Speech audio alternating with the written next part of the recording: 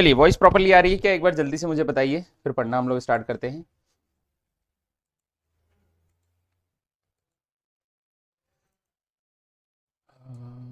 Setting, output, output, हाँ। चलिए, जितने बच्चे क्लास को देख रहे हैं एक बार बताओ, क्या वॉइस प्रॉपरली आ रही है, आवाज बराबर आ रही है? तो फिर हम हमारा सेक्शन स्टार्ट करते हैं, आर डी शर्मा वाला। गुड इवनिंग, गुड इवनिंग, स्वागत है आप सभी लोगों का। जैसा कि मैंने आप लोगों को बोला था, आर डी शर्मा का हमारा सेक्शन स्टार्ट होने वाला है, तो बिल्कुल स्टार्ट हो गया है। 9th क्लास के रियल नंबर एक चैप्टर है जिसमें लगभग 70 से 80 क्वेश्चन दिए गए हैं, उनको मैं सॉल्व करवाऊंगा एक एक करके। कल सुबह 10 बजे भी आपकी आर डी शर्मा की क्लास रहेगी जिसमें मैं 100 क्वेश्चन करवाऊंगा 10th क्लास के, है ना। और जो हमारे रेगुलर चैप्टर है वो तो टाइमिंग जो है वो चलेगा, टाइमिंग चेंज कर दी मैंने, 7:30। आपके पास नोटिफिकेशन आ गया ना, यही प्रॉफिट है काहे का एप्लीकेशन का। कभी भी जब चाहेंगे तब क्लास रखेंगे, रात को 12 बजे भी रख सकते हैं अपन, कोई दिक्कत वाली बात नहीं है, ठीक है। चलो पढ़ें। गुड इवनिंग, गुड इवनिंग, स्वागत है आप सभी लोगों का। क्लियर वॉइस, सारी चीजें बढ़िया। तो ये प्रैक्टिस सेशन है। नंबर सिस्टम में आप लोगों को पढ़ा चुका हूं, टाइप्स ऑफ नंबर बता चुका हूं, नंबर कितने प्रकार के होते हैं वो बता चुका हूं। इस चैप्टर में एचसीएफ, एलसीएम और नंबर्स के बारे में क्वेश्चन है ना। एचसीएफ, एलसीएम को कवर करते हुए नंबर सिस्टम के क्वेश्चन है, तो एक एक करके हम लोग सॉल्व करना स्टार्ट करेंगे। टोटल मिला के 93 स्लाइड है, जिसमें से एक स्लाइड ये है, बाकी 92 क्वेश्चन है, ठीक है। तो 92 सवाल आज हम करेंगे, तो लगभग 2 घंटे आपकी क्लास चलने वाली है, 2 से 3 घंटे। शुरुआत करते हैं पहले सवाल से। पहला क्वेश्चन ये है, सॉल्व करिए, क्या आंसर आएगा। कॉन्सेप्ट भी बताते जाऊंगा, क्वेश्चन भी करते जाएंगे, ठीक है। और ध्यान रखिएगा, ये जो आरडी शर्मा है इसी से ही क्वेश्चन ज्यादातर आपके बनने के, कॉन्सेप्ट बनने के रहेगा चांसेस। कॉन्सेप्ट यही रहेगा, क्वेश्चन कुछ और भी हो सकते हैं, ठीक है।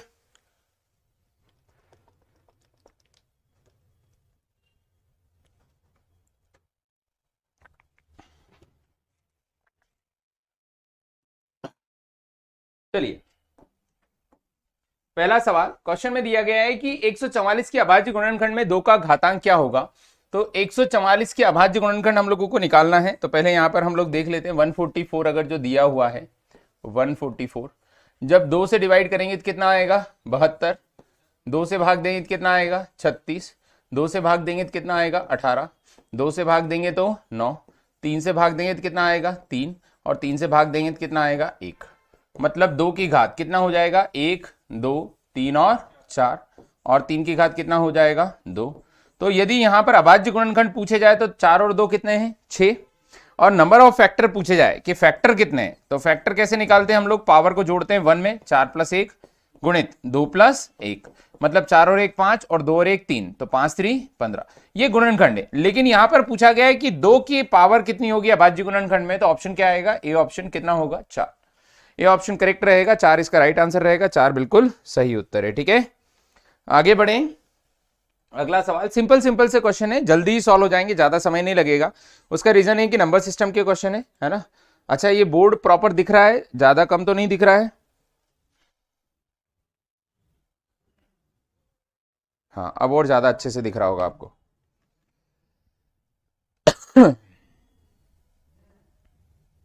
5 कैसे आया बेटा, 4 आएगा। हाँ, वीकली होते हैं फुल लेंथ टेस्ट। वैसे 1 नंबर टेस्ट डल चुका है, 2 नंबर टेस्ट डल चुका है, अब 3 नंबर डल जाएगा। जिन लोगों ने टेस्ट सीरीज पुरानी परचेस, जो पुराने टेस्ट है उसमें आप देखोगे 1 2 3 ये तीनों सुधर गए हैं। फोर्थ वाले को चेक करना है, फोर्थ वाले में एरर है तो उसको हटा देंगे। बाकी नए 3 टेस्ट डल चुके हैं, जिसमें से 2 डल चुके हैं, तीसरा कल के लिए डलने वाला है, जस्ट अभी अपलोड ही हो रहा है ना। अभी फिलहाल अपलोड ही कर रहे हैं टेस्ट नंबर 3, 100 क्वेश्चन के 3 टेस्ट, ठीक है। चलिए अगला सवाल, दो संख्याओं का एलसीएम 1200 है, निम्नलिखित में से कौन सा उनका एचसीएफ नहीं हो सकता। तो एलसीएम में जो है हमेशा एलसीएम जो रहता है वह डिविजिबल बाय एचसीएफ होता है ना, डिविजिबल बाय एचसीएफ होता है हमेशा। एलसीएम में काय का भाग जाता है, एचसीएफ का भाग जाता है, ये याद रखना।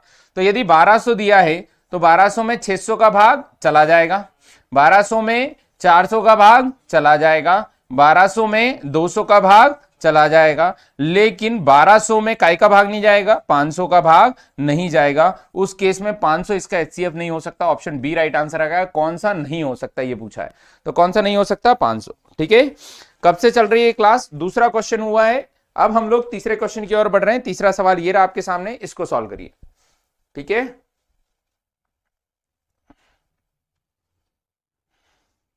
हाँ, पुराने अलग है और ये अलग से है। आपके 25 टेस्ट तो एक फोल्डर में डले हैं और एक नया फुल लेंथ के नाम से बना है, नए टेस्ट बनवा रहा हूं बेटा, 3 टेस्ट डले हैं उसमें, अभी तीसरा डला है अभी, ठीक है। मतलब वो 25 अलग है और ये नए अलग है ना। और टॉपिक वाइज भी एक परसेंटेज का 100 क्वेश्चन का भी डल जाएगा 10 मिनट में, मतलब 100 क्वेश्चन का परसेंटेज का भी बना हुआ है वो डल जाएगा, और ये जो आपका फुल लेंथ टेस्ट है 100 क्वेश्चन वाला वो भी डल जाएगा, दोनों डल जाएंगे, ठीक है। चलिए n बराबर दिया हुआ है 2 की पावर 3 मल्टीप्लाई बाय 3 की पावर 3 मल्टीप्लाई बाय 5 की पावर 3 मल्टीप्लाई बाय 7। तो n के क्रमागत शून्यकों की संख्या क्या होगी, जहां n एक प्राकृत संख्या है, इसके कितने शून्यक होंगे, है ना। Where n is natural number then the number of consecutive zeros in n, कितने जीरो होंगे। तो ध्यान से देखो, यहाँ 5 की घात 3 है और 2 की घात भी कितना है 3, 5 का गुणा 2 से करते कितना आता है 10, मतलब 1 जीरो, और पावर 3 है तो पावर 3 है कितने जीरो हो जाएंगे 3 जीरो, तो कॉन्जिक्यूटिव कितने जीरो होंगे 3 zero. Option B right answer आएगा, 5 और 2 के कारण जीरो बनता है और कोई कारण नहीं है जीरो बनने का, तो ऑप्शन बी आएगा 3 इसका करेक्ट आंसर होगा। अब यहां मैं बोल नहीं सकता क्लास को लाइक करें और शेयर करें, तो क्लास को देखते रहें, ठीक है। आगे बढ़े, नेक्स्ट अगला सवाल ये रहा आपके सामने, इसको सॉल्व करिए। और ये जो सेक्शन लेके आया हूं, ये सेक्शन आपको एप्लीकेशन पे ही प्रॉपर्ली मिलेगा, हर चैप्टर के क्वेश्चन में करवा दूंगा, सारे क्वेश्चन कवर करवा दूंगा, ठीक है। ये पीपीटी भी आपको एज इट इज मिलेगी, है ना। मैं न्यू और ओल्ड की डेट वाइज डलवा दूंगा अब, है ना, मैंने बोला ना क्लास को भी डेट वाइज डलवा दूंगा आपकी। चलिए अगला सवाल, 196 के अभाज्य गुणनखंडों में अभाज्य गुणनखंडों के घातों का योग क्या होगा, ठीक है। The sum of the exponent of the prime factor in the prime factorization of 196 is, तो 196 के प्राइम फैक्टर कौन होंगे, तो 196 में 2 का भाग दिया, 2 नाम 18, 2 अठे 16, 2 से भाग दिया 49, 7 से भाग दिया 7 और 7 से भाग दिया 1।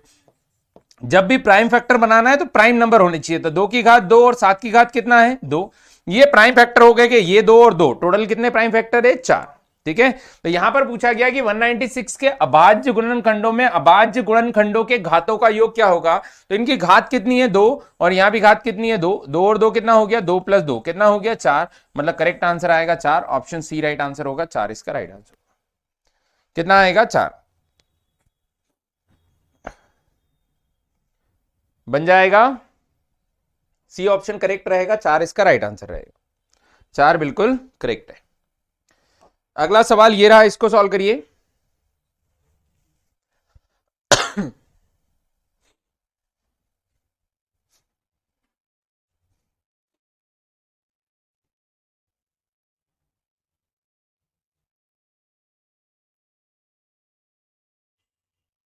सब बच्चों के मैसेज आ रहे हैं, सर यूट्यूब पे क्लास कब से होगी।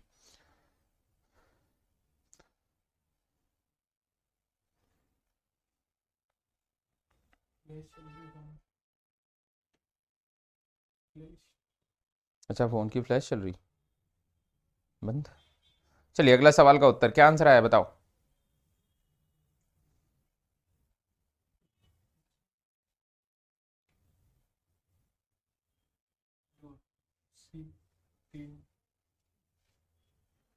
कितना आएगा 2 या 3, कुछ बच्चों का 6 आ रहा है, पिछले का तो 4 था, इसका कितना आ रहा है। दशमलव स्थान की वह संख्या जिसके बाद परिमेय संख्या का दशमलव विस्तार समाप्त हो जाएगा, तो ध्यान से देखो 23 के बटे में कितना लिखा है 2 की घात 2 गुणित कितना 5, तो ये लिखा है 23 बटे 2 दुना का 4, 4 पंजे 20, ये लिखा है। यदि मैं 5 का गुणा ऊपर कर दूं 5 का गुणा नीचे कर दूं कोई फर्क पड़ेगा क्या, नहीं, क्योंकि दोनों बराबर है, 5 से 5 कट जाएगा। लेकिन 23 पंजे 115 होता है, 20 से पंजे क्या होता है 100, और 100 के कारण लगती है दशमलव, मतलब आ जाएगा 1.15, मतलब 2 विस्तार के बाद बंद हो जाएगा, ऑप्शन बी राइट आंसर आएगा 2। समझ में आया 2। कुछ बच्चों का 3 आ रहा है, अरे 2 आएगा ना। The number of decimal place after which the decimal expansion of the rational number 23 by 2 की power 2 multiplied by 5 will be terminated after 2 decimal, कितने दशमलव के बाद 2, कैसे करते समझ में आया। यदि यहां पर कोई ऐसी संख्या होती जिससे कट नहीं पाता तो फिर क्या होता अनंत तक जाता, लेकिन ये कट जा रहा है, क्या हो जा रहा है कट जा रहा है, और हमेशा जब भी ऐसा सवाल आएगा तो कट जाएगा, तो नीचे कैसे भी करके काय में कन्वर्ट करने की कोशिश करना है 0, ताकि 0 से क्या लग जाए दशमलव, और दशमलव पता चल जाए, ठीक है। अगले सवाल की ओर बढ़ते हैं। अगला सवाल ये रहा, इसको सॉल्व करिए।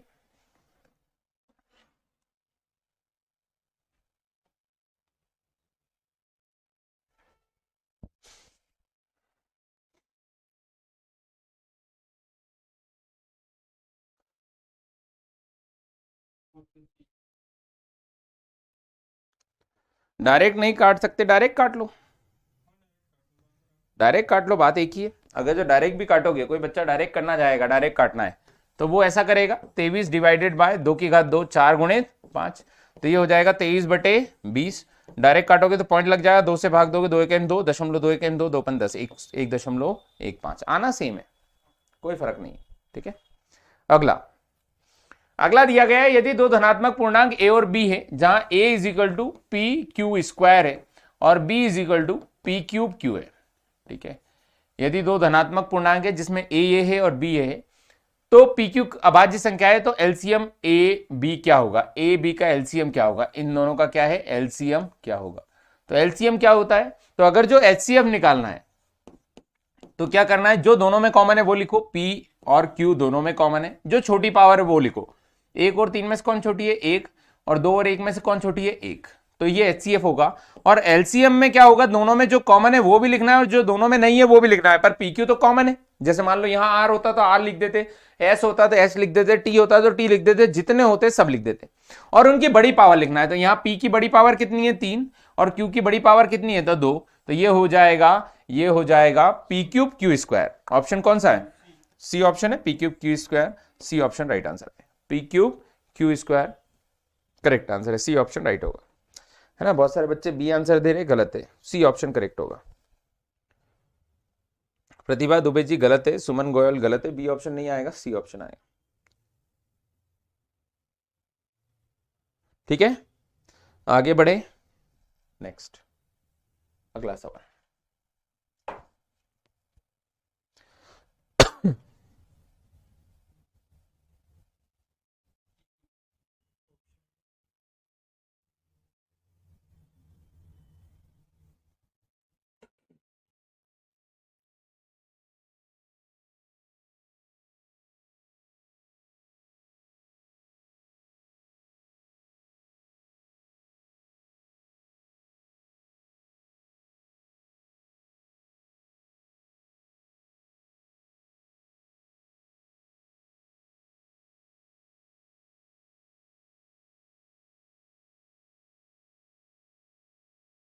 चलिए क्या आंसर आएगा, यदि दो धनात्मक पूर्णांक a और b, a दिया है पी क्यू स्क्वायर और b दिया है पी क्यूब क्यू, करेक्ट, इनका एचसीएफ क्या होगा, तो एचसीएफ अभी हमने निकाला था, क्या था, p और q, करेक्ट आंसर आएगा p और q, option A right answer होगा, एचसीएफ होगा p और q, ठीक है। नेक्स्ट अगला सवाल, यदि दो धनात्मक पूर्णांक m और n है, m इज इक्वल टू दिया है पी क्यूब क्यू, नहीं पी क्यू क्यू, और n इज इक्वल टू क्या दिया है, पी क्यूब क्यू स्क्वायर। हमसे क्या पूछा गया है, हमसे पूछा गया है पी क्यू अभाज्य संख्या है, तो एचसीएफ ऑफ एम एन क्या होगा, एचसीएफ ऑफ m और n, तो m और n का एचसीएफ क्या होगा, दोनों संख्याएं जो कॉमन है वो लिख लो, जो नहीं है वो भी, एचसीएफ लिखना है तो कॉमन ही लिखना है, तो p भी कॉमन है और q भी कॉमन है। पावर 1 और 3 में से कौन छोटी है, 1, और 3 और 2 में से कौन छोटी है, 2, तो P Q square correct answer आएगा, B option, P Q square right answer P, Q Q square इसका करेक्ट होगा, क्या रहेगा, पी क्यू स्क्वायर इसका राइट आंसर होगा, ठीक है। नेक्स्ट अगला सवाल, इसको सॉल्व करिए। 95 और 152 का एचसीएफ बताओ, 95 और 152 का, तो मुझे लगता है 19 से कट जाएगा, 19 पंजे 95, 19 अठे 152, तो 19 से कट जाएगा, मतलब ऑप्शन कौन सा आएगा, सी ऑप्शन, 19 इसका राइट आंसर है। ये आपके आरडी शर्मा के सवाल है ना, सिंपल सिंपल से क्वेश्चन होते, कोई टफ नहीं होते, लेकिन कॉन्सेप्ट अच्छे अच्छे होते, कॉन्सेप्ट आपको समझने के लिए अच्छे होते हैं। एचसीएफ इन दोनों का 13 है, तो एलसीएम 26 और 159 का क्या होगा, 26 और 159 का एलसीएम क्या होगा, हमसे पूछा गया इनका एलसीएम क्या होगा। एचसीएफ हमको कितना दिया है, 13, तो एलसीएम जो होता है वो हमेशा संख्याओं के बराबर या बड़ा हो सकता है, एचसीएफ छोटा होता है या बराबर होता है, तो 26 हो नहीं सकता, 52 हो नहीं सकता, 13 हो नहीं सकता, एकमात्र ऑप्शन बचता है क्या, 338, है ना, बिना सॉल्व किए भी टेक कर सकते हैं। बाकी सॉल्व करना चाहो तो 26 और 169, 13 से भाग दे दिया, कितनी बार गया, 13 दूना का 26, 13 बार भाग जाएगा। 13 से भाग दे दिया तो 2 और 1, 2 से भाग दे दिया तो 1, मतलब 169 मल्टीप्लाई बाय 2, 9 दूना का 18, 16 दूना 32 और 1 33, 338 राइट आंसर आएगा, ऑप्शन सी करेक्ट रहेगा। कितना रहेगा, 338 इसका राइट आंसर रहेगा, 338 बिल्कुल सही उत्तर है। अगला सवाल ये रहा, इसको सॉल्व करिए। अगला सवाल आपके सामने, बताइए क्या आंसर आएगा।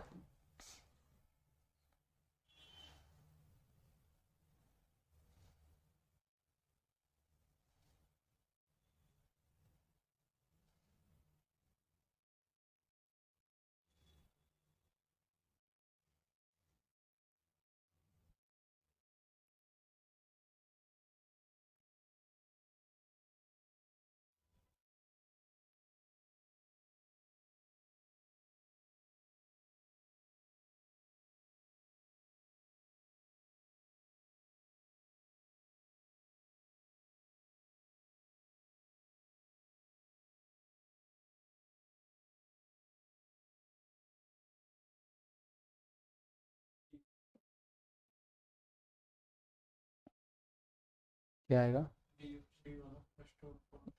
ठीक है।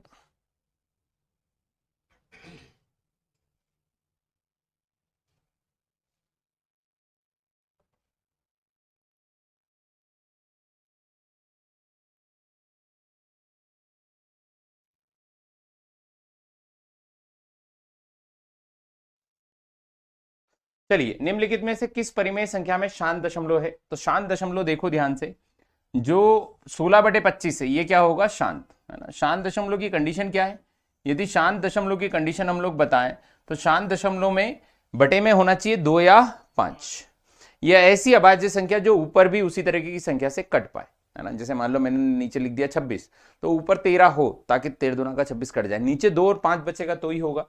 तो ये 5 चलेगा, ये 18 नहीं चलेगा, ये 21 7 और 3 नहीं चलेगा, और ये कितना हो जाएगा 125 गुणे 2 चल जाएगा, क्योंकि 5 और क्या है 2 है।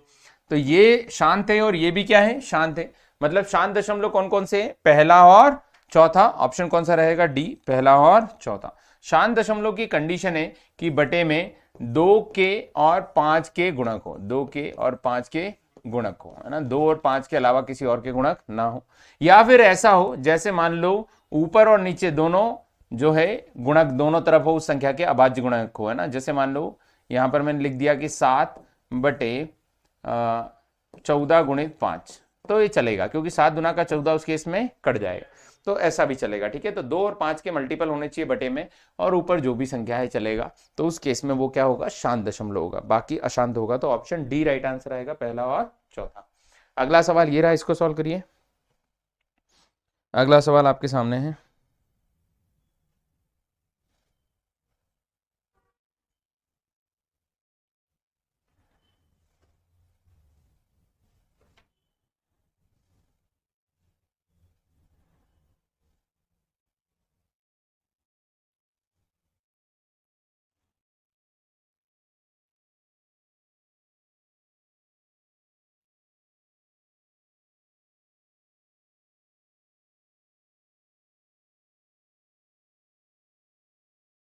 चलिए, परिमेय संख्या 14,587 का दशमलव विस्तार के बाद समाप्त हो जाएगी, तो 14,587 डिवाइडेड बाय 2 गुणित 5 की घात कितना है 5, 5 की घात 5, मतलब यहां 2 की घात भी कितना चाहिए 5, तो 2 की घात 4 से गुणा कर दो ताकि 2 की घात 4 यहां आ जाएगा। तो देखो 2 की घात 5 और 5 की घात कितना हो जाएगा 5, तो ये हो जाएगा 14,587। जो भी मल्टीप्लीकेशन हो हम गुणा करने नहीं बैठ जाएंगे, 14,587 मल्टीप्लाई बाय 2 की घात 4 जो भी वैल्यू आए, पर बटे में 10 की घात कितना हो गया 5, और 5 हो गया, मतलब 5 के बाद क्या हो जाएगा दशमलव, दशमलव लग जाएगा, और 1 2 3 4 और 5 संख्या होगी। तो करेक्ट आंसर आएगा 3 decimal place 5 decimal place, option B right answer होगा 5 डेसिमल प्लेस। कितनी 5 डेसिमल प्लेस, ऑप्शन बी इसका, सॉरी ऑप्शन ऊपर नीचे लिख दिए, ये बी है और ये क्या है सी, तो सी ऑप्शन इसका राइट होगा। कौन सा ऑप्शन राइट रहेगा, सी ऑप्शन इसका करेक्ट रहेगा, ठीक है, बन जाएगा। डी नहीं आएगा बेटा, 5 डेसिमल प्लेस पे खत्म होगा, कितने डेसिमल प्लेस पे 5। अगर जो ऊपर की संख्या 2 से या 5 से कट रही है ना, 2 और 5 दोनों से कट रही है तो बात अलग है, लेकिन अगर जो मान लो जैसे कि यहाँ सम संख्या लिखी होती है और आप 2 से काट देते तो भी कोई फर्क नहीं पड़ता, आपको काटने की जरूरत नहीं है। 0 ही कटना चाहिए तो 0 कटता है, 0 से ही 0 कटता है, बाकी किसी से 0 नहीं कटता, ध्यान रखना, ठीक है। चलो आगे बढ़े, नेक्स्ट अगला सवाल। 31/2 गुणित 5/2 का दशमलव विस्तार क्या होगा। यहां देखो बड़ी दशमलव पावर किसकी है, 3 की, और ये कट नहीं रहा है तो आएगा नॉन, अच्छा कटेगा या नहीं कटेगा, तो टर्मिनेटिंग है, टर्मिनेटिंग है, ऑप्शन ए राइट होगा। टर्मिनेटिंग मतलब पूरी तरीके से कट जाएगा, क्योंकि 31/2 गुणित 5/2, 2/3 कितना होता है 8, 8 गुणित 25 मतलब 31 कितना 200, 200 से भाग हो जाएगा तो 0.31 डिवाइडेड बाय 2 मतलब 0.2 1 2 2 10 2 10 155 मतलब करेक्ट आंसर आएगा ऑप्शन ए, टर्मिनेटिंग मतलब जो कट जाए। गेर नॉन टर्मिनेटिंग मतलब अनंत तक जाए, नॉन टर्मिनेटिंग एंड रिपीटिंग मतलब आपकी जो बार वाली संख्या, non terminating and non repeating मतलब अपरिमेय संख्या। तो इसका आंसर आएगा अब कौन सा समझ में नहीं आया विवेक, कौन सा वाला समझ नहीं आया, एक बार फिर से बोलो। लास्ट क्वेश्चन समझ में नहीं आया क्या, इसके पहले वाला, इसके पहले वाले में क्या बोला गया है, परिमेय संख्या का दशमलव विस्तार के बाद समाप्त हो जाएगा। तो यहां ध्यान से देखो, अगर जो मान लो जैसे कि मान लो ये 5/5 दिया है और ये 2 कुछ भी नहीं दिया है, तो आप इस 2 को काटने से कोई मतलब नहीं है। यदि 5 कट रहा है तो 0 कम होंगे, लेकिन 2 कट रहा है तो 0 कम नहीं होंगे। जैसे यहाँ 2/4 मैंने क्यों लिखा था, 2/4 इसलिए लिखा था ताकि 2 और 5 मिलकर कितना बनाते 10, 5 दूना का 10। तो यहाँ 2/4 लिखूंगा तो 4 और 1 5, 5 2 और 5 5 है, तो 5 है मतलब 1 5 2 5 3 5 4 5 और 5 5 और 1 2 3 4 और 5, तो ये 10 कितने बन गए 5 10 बन गए, और 5 बार 10 बन गए तो 5 दशमलव लग गए।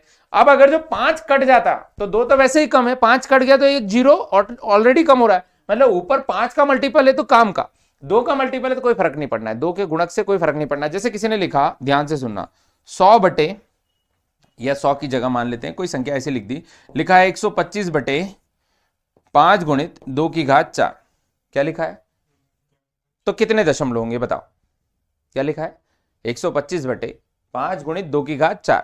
तो अगर जो इस 5 को मैं काट भी दूं तो भी दशमलव वही आने, क्यों, क्योंकि 2 कितनी बार है 4 बार है, मतलब 5 4 बार चाहिए ही चाहिए, और 5 4 बार ले लूंगा तो 5 4 बार चाहिए, मतलब 3 बार का 5 लिया है, मतलब 5 कितना आ गया 3। ये मल्टीपल कुछ भी हो लेकिन नीचे कितने 0 हो गए 4, मतलब दशमलव कितने लगेंगे 4। अब अगर जो यही ऐसा लिखा होता है 125/5/4 गुणित कितना 2, तो भैया फिर 5 उड़ा दो ना 3 बार के, एक 5 बच जाएगा, 3 बार के कट जाएगा, ऊपर 1 आ गया, बटे में कितना हो गया 10, मतलब एक ही दशमलव आया। ऐसा नहीं है कि इसको भी आप बनाने बैठ गए और ऊपर वाले को काटा नहीं, समझ रहे, यदि बड़ी पावर वाला है तो काट लेना है, छोटी पावर वाला है तो नहीं काटना है। वैसे जनरली इतना डीप लेवल पे यदि आपके एग्जाम में पूछ रहा है, मतलब बहुत अच्छे सवाल पूछ रहा है आपको, तो ये बेसिक से सवाल आएंगे, छोटे से क्वेश्चन, ठीक है। इस सवाल का भी आंसर क्या हो गया, टर्मिनेटिंग। अगले सवाल की ओर बढ़ते हैं। अगला सवाल 2³ इंटू 3² इसका नाम ए दे देते हैं, और बी दिया है 2² इंटू 3/3, इनका एलसीएम क्या होगा, बताइए एलसीएम क्या होगा। तो संख्याओं की कौन सी पावर लेनी है, बड़ी पावर, बड़ी पावर देखो 2 और 3 की बड़ी पावर 3 और 3, तो करेक्ट आंसर आएगा 2³ और 3/3, ऑप्शन क्या आ जाएगा 2³ और एलसीएम चाहिए ना, तो ये हो जाएगा, ठीक है, ऑप्शन कौन सा, सी ऑप्शन, ठीक है, 2³ और 3/3 है ना। ऑप्शन नहीं भी रहेगा तो अपने घर की दुकान है, अपन बना देंगे ऑप्शन, कोई दिक्कत वाली बात थोड़ी है, वो व्यापम में नहीं बना पाओगे बात अलग है, लेकिन यहां बन जाएगा, ठीक है। कितने लोगों को ये समझ में आ गया, यहां तक बन जाएगा। चलो अगला, दो संख्याओं का HCF 18 है, उनका गुणनफल इतना है, तो LCM क्या होगा, HCF जो है वह 18 है और दोनों का गुणनफल, दोनों संख्याओं का क्या है गुणनफल 12,960। तो देखो अगर जो मैं आपको डायरेक्ट बुक पढ़ाता हूं तो आपको ऐसा लगता है पता नहीं हमारे 9th क्लास 10th क्लास में ये होगा या नहीं होगा, ये 9th क्लास की किताब का क्वेश्चन है। और आपको याद हो तो मैं क्लासेस में पढ़ाता हूं कि दोनों संख्याओं का गुणा जो है वह LCM गुणित किसके बराबर होता है, HCF के। पढ़ा रखा कि नहीं पढ़ा रखा, तो मैंने ऐसा थोड़ी नहीं बोला था कि RD शर्मा का सवाल है, लेकिन पढ़ाया जरूर है। तो वहां पे हमने कॉम्पिटिटिव बुक नाम देके पढ़ा और यहाँ पर RD शर्मा नाम से पढ़ रहे, क्वेश्चन सेम है। दोनों संख्याओं का गुणा, दोनों संख्याओं को कितना दिया है 12,960, एचसीएफ कितना दिया है 18, एलसीएम हमको पता करना है तो 18 से भाग दे दो, 18 से 18 पे 90, 18 छंग 108, 18 अठे 126, बचा 3, 18 दुना का 36, 820, मतलब एलसीएम कितना हो जाएगा 820।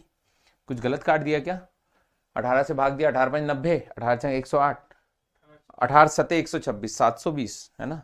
पहाड़ा ही गलत पढ़ दिया मैंने, 8 बार पढ़ दिया और आपने मुझे रोका भी नहीं है? थोड़ा तो ध्यान दो। आंसर कितना आएगा 720। अब आप बोलोगे सर गलती आप करो, डांटो भी हमको, है ना।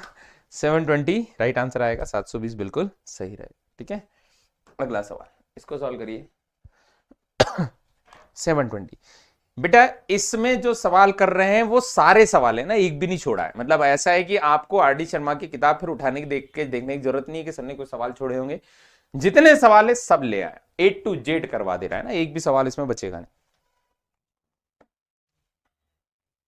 इसके बाद आपको किताब में उठाने की जरूरत नहीं है। यदि ये सारे आपसे बन रहे हैं मतलब किताब का सारा काम हो गया।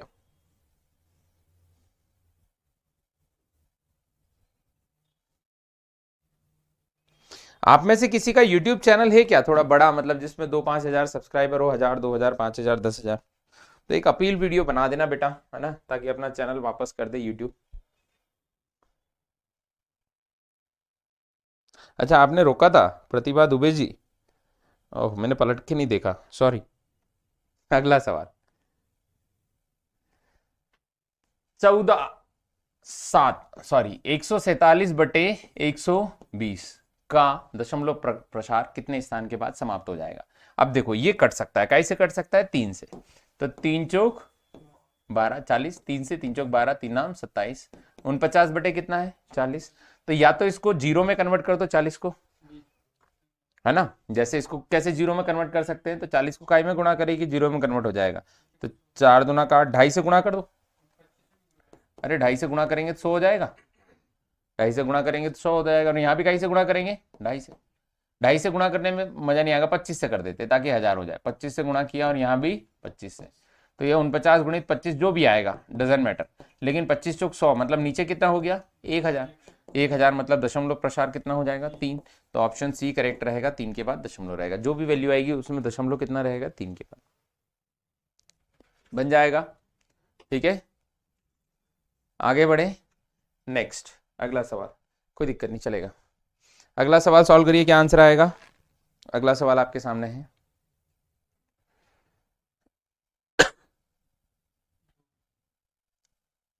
The total number of factor of prime number is, है ना।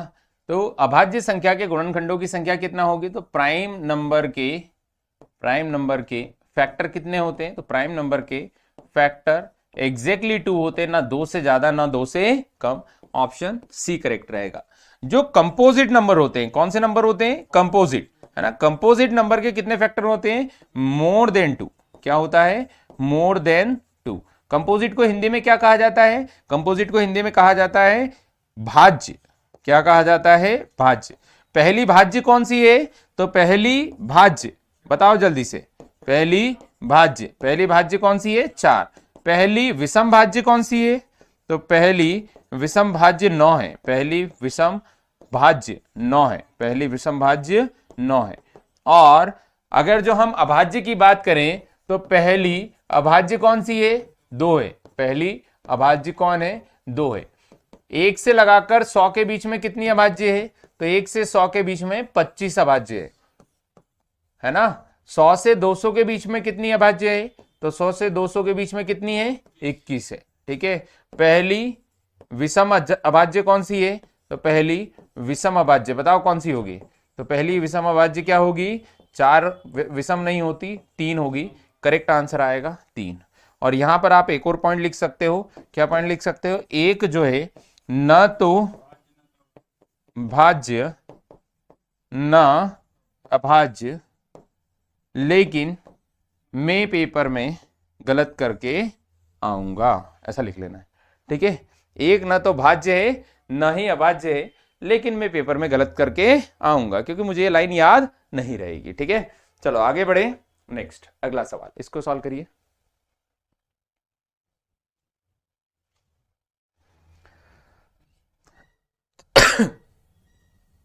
12, 21, 15 के क्रमशः एचसीएफ और एलसीएम क्या होंगे? 12, 21 और 15, तो 12, 21 और 15 के HCF और LCM चाहिए। ध्यान रखिए HCF संख्याओं से छोटा होता है जिससे भाग जाता है, और LCM संख्याओं से बड़ा होता है जिसमें भाग जाता है। तो ऐसी संख्या जिसमें 12, 21 और कई का भाग चला जाए 15, ठीक है। तो 12, 21, 15 सी ऑप्शन। क्या 3 का भाग जाता है? 3 चौक 12, 3 का भाग। देखो HCF की बात करें तो HCF तथा LCM, HCF पहले लिखना है तो 3 का भाग चला जाता है, 12 का भाग तो तीनों में जाता नहीं, तो 12 तो ऑप्शन से हट गया। और ये ऑप्शन में इसलिए नहीं आ सकता क्योंकि 420 पहले लिखा है, तो LCM नहीं, पहले क्या लिखना है? HCF। तो ये ऑप्शन में नहीं हो सकता, ये दोनों है। 3 और कितना? 3, तो 3 और 3 तो HCF हो गया कॉमन, कोई दिक्कत नहीं है। अब आ रही आती है LCM। LCM ऐसा नंबर होना चाहिए जिसमें भाग चला जाए, तो इसमें 15 का भाग नहीं जाता, इसलिए ऑप्शन हट जाएगा। ऑप्शन कौन सा रहेगा? सी। बाकी मैं सॉल्व करके दिखाऊंगा, लेकिन ऐसे सवाल हमको ऑप्शन से ही कर लेना है ताकि हमको समय बर्बाद ना हो। तो यहां 12, 21 और कितना दिया हुआ है? 15, 3 से भाग दिया, 3 चौक 12, 3 सते 21, 3 पंजे 15। तो बचपन में ऐसे मार साहब सिखाते थे हमको कि जब एक बार भाग जाने के बाद वापस उस संख्याओं, इन संख्याओं में किसी और का भाग नहीं जा रहा है, सब में भाग जिसका जा रहा है वो HCF कहलाता है। तो सब में काई का भाग गया? 3 का, इसीलिए HCF कितना हो गया? 3। अब जो भाग नहीं जा रहा है वो भाग दे लो, तो 4 से भाग दिया 1 आ गया, 7 बचा, 5 बचा, 5 से भाग दे दिया 1 आ गया, और यहां पर 7 बचा, अंत में 7 से भाग दे दिया 1 आ गया। तो 5 चौक 20, 20 या 60, 60 गुणित 7, 60 गुणित 7 करोगे कितना होगा? 7 छंग 42, मतलब 420। LCM कितना हो जाएगा? 420, जो कि राइट आंसर रहेगा। 420 इसका राइट आंसर रहेगा, 3 और 420। ठीक है, आगे बढ़े। नेक्स्ट अगला सवाल ये रहा आपके सामने, इसको सॉल्व करिए। अगला सवाल आपके सामने है।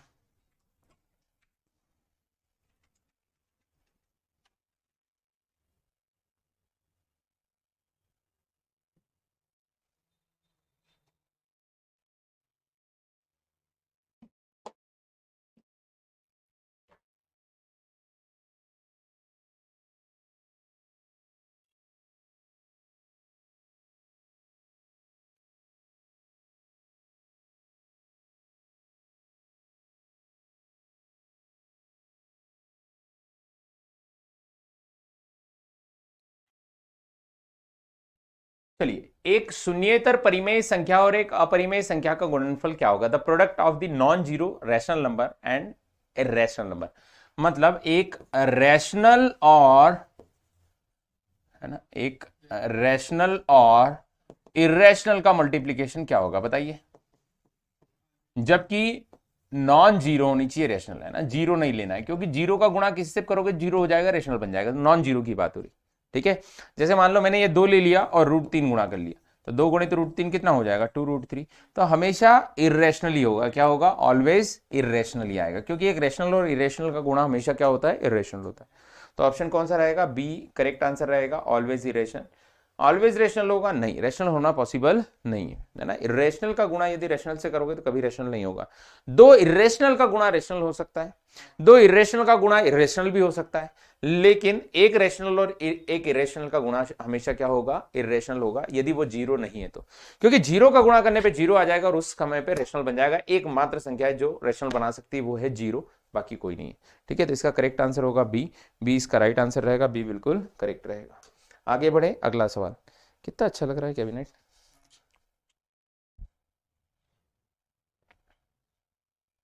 अगला सवाल सॉल्व करिए।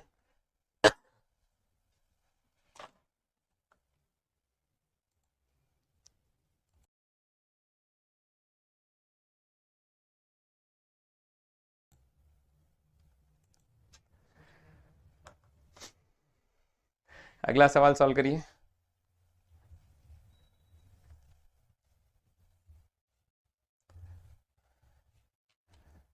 किस बात के लिए धन्यवाद बोल रहे बेटा? जीत गौर जी। अच्छा, RD शर्मा के क्वेश्चन लाए आप। पूरी RD शर्मा के क्वेश्चन, क्या पूरी RD शर्मा ही करवा रहा? मैंने क्वेश्चन ही नहीं छोड़े एक भी, पूरे के पूरे, मतलब 9th क्लास के पूरे क्वेश्चन आज करवा रहा हूँ। कल सुबह 10 बजे क्लास रहेगी, 10th क्लास के पूरे करवा दूंगा, तो आपका नंबर सिस्टम खत्म हो जाएगा। फिर अगला हम उठा लेंगे ज्योमेट्री वाला, जो मैंने पढ़ा दिया आपको, ट्रायंगल पढ़ा दिया है, सर्कल पढ़ा दिया, उसके सारे सवाल करवा दूंगा। अब फिर आप नहीं पढ़ो तो ये आपकी मर्जी। हिंदी के ऑप्शन समझ नहीं आए। हिंदी में क्या लिखा है? हमेशा तर्कीन। अच्छा, ऑलवेज रेशनल हमेशा क्या आएगा? रेशनल को क्या बोलते हैं? परिमेय। तर्कहीन मतलब हमेशा अपरिमेय।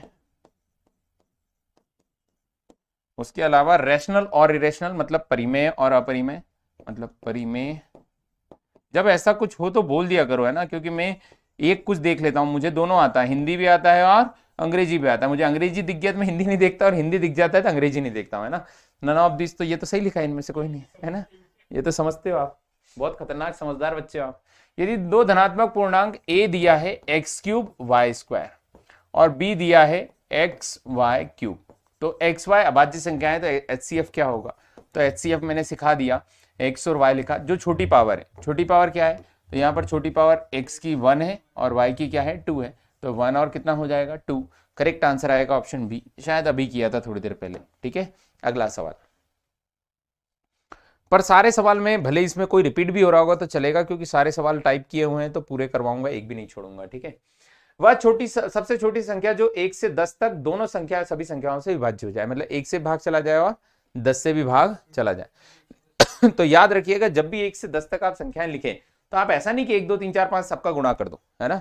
1 से 10 तक आपको चाहिए तो हमेशा अभाज्य संख्याओं का गुणा करना है। काय का? अभाज्य। अभाज्य कौन कौन होती है? 1 है, 3 है, 1 है, 2 है, 1 नहीं है सॉरी, 2 है, 3 है, 5 है और 7 है। ठीक है, बस ये देख लेना है कि इन अभाज्य संख्याओं का कोई गुणन नंबर तो नहीं है। 1 से 10 के बीच में यदि संख्याएं देखते हैं तो 9 लाने के लिए 3 अकेला नहीं चलेगा, 3 का गुणन भी है। कितना है? 9। जैसे 2 का मल्टीपल कौन है? 4 8, तो इसलिए 4 8 भी चाहिएगा। 5 का मल्टीपल कौन है? 10, तो 5 दूना का 10 हो जाता है। 9 आ गया, 8 आ गया, 7 आ गया, 6 आ गया, 3 दूना का 6 होता है, 5 आ गया, सब आ गया।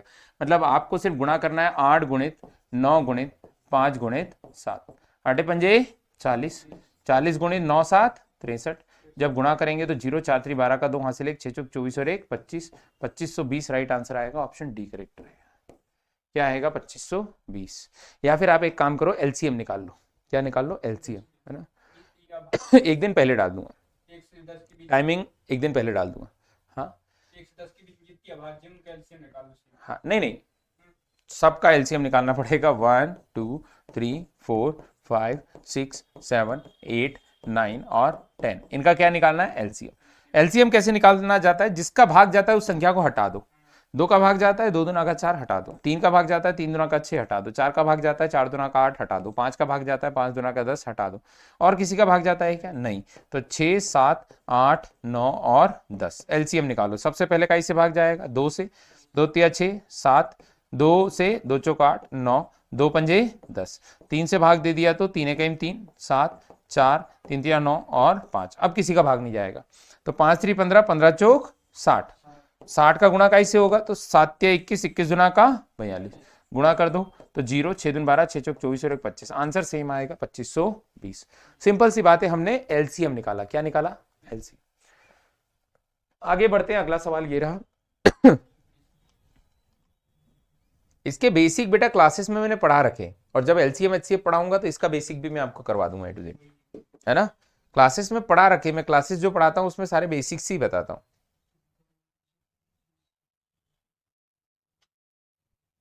हाँ, ऑप्शन से डायरेक्ट हो रहा, डायरेक्ट भाग देके देख लो तो ऑप्शन से बन जाएगा, ऐसी कोई दिक्कत नहीं है, ऑप्शन से भाग देने में बन जाएगा। करेक्ट, 10 का भाग इसमें जाता है लेकिन बाकी का नहीं जाता, इसमें नहीं जाता, मतलब इसमें जाता है। ये दोनों नंबर तो हो ही नहीं सकते 10 और 100, क्योंकि 9 का भाग नहीं जाता और इसमें 10 का भाग नहीं जाता। तो ऑप्शन से तो मैं तुरंत कर दूंगा, कोई दिक्कत नहीं है।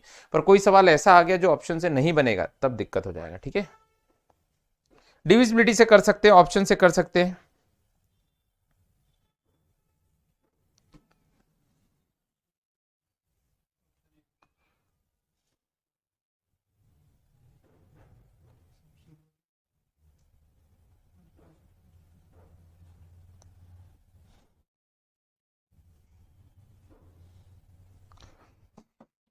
दिन भर में कम से कम 100 मैसेज आते हैं, यूट्यूब पे क्लास नहीं होगी क्या?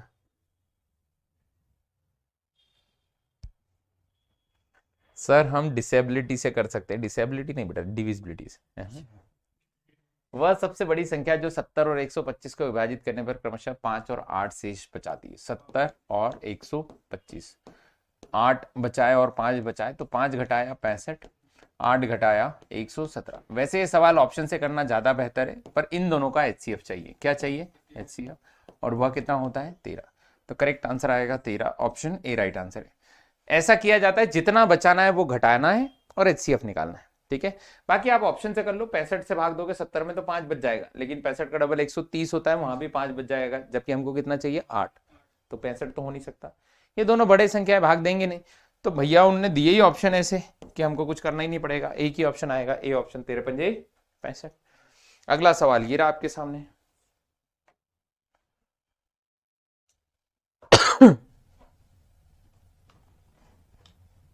समय कितना हो रहा है?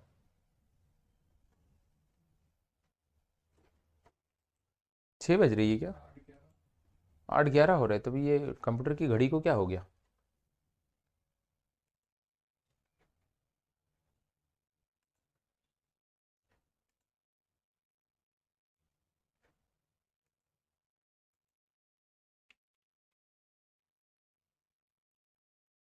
अपन 5:30 GMT पे है ना? क्या होता है 5:30 GMT?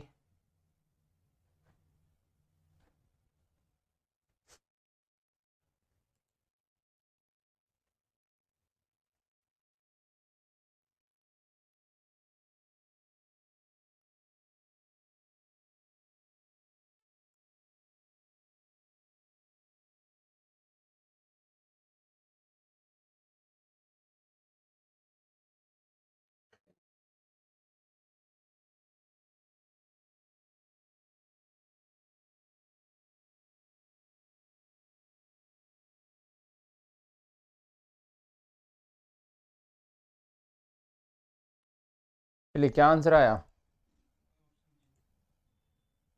Option B.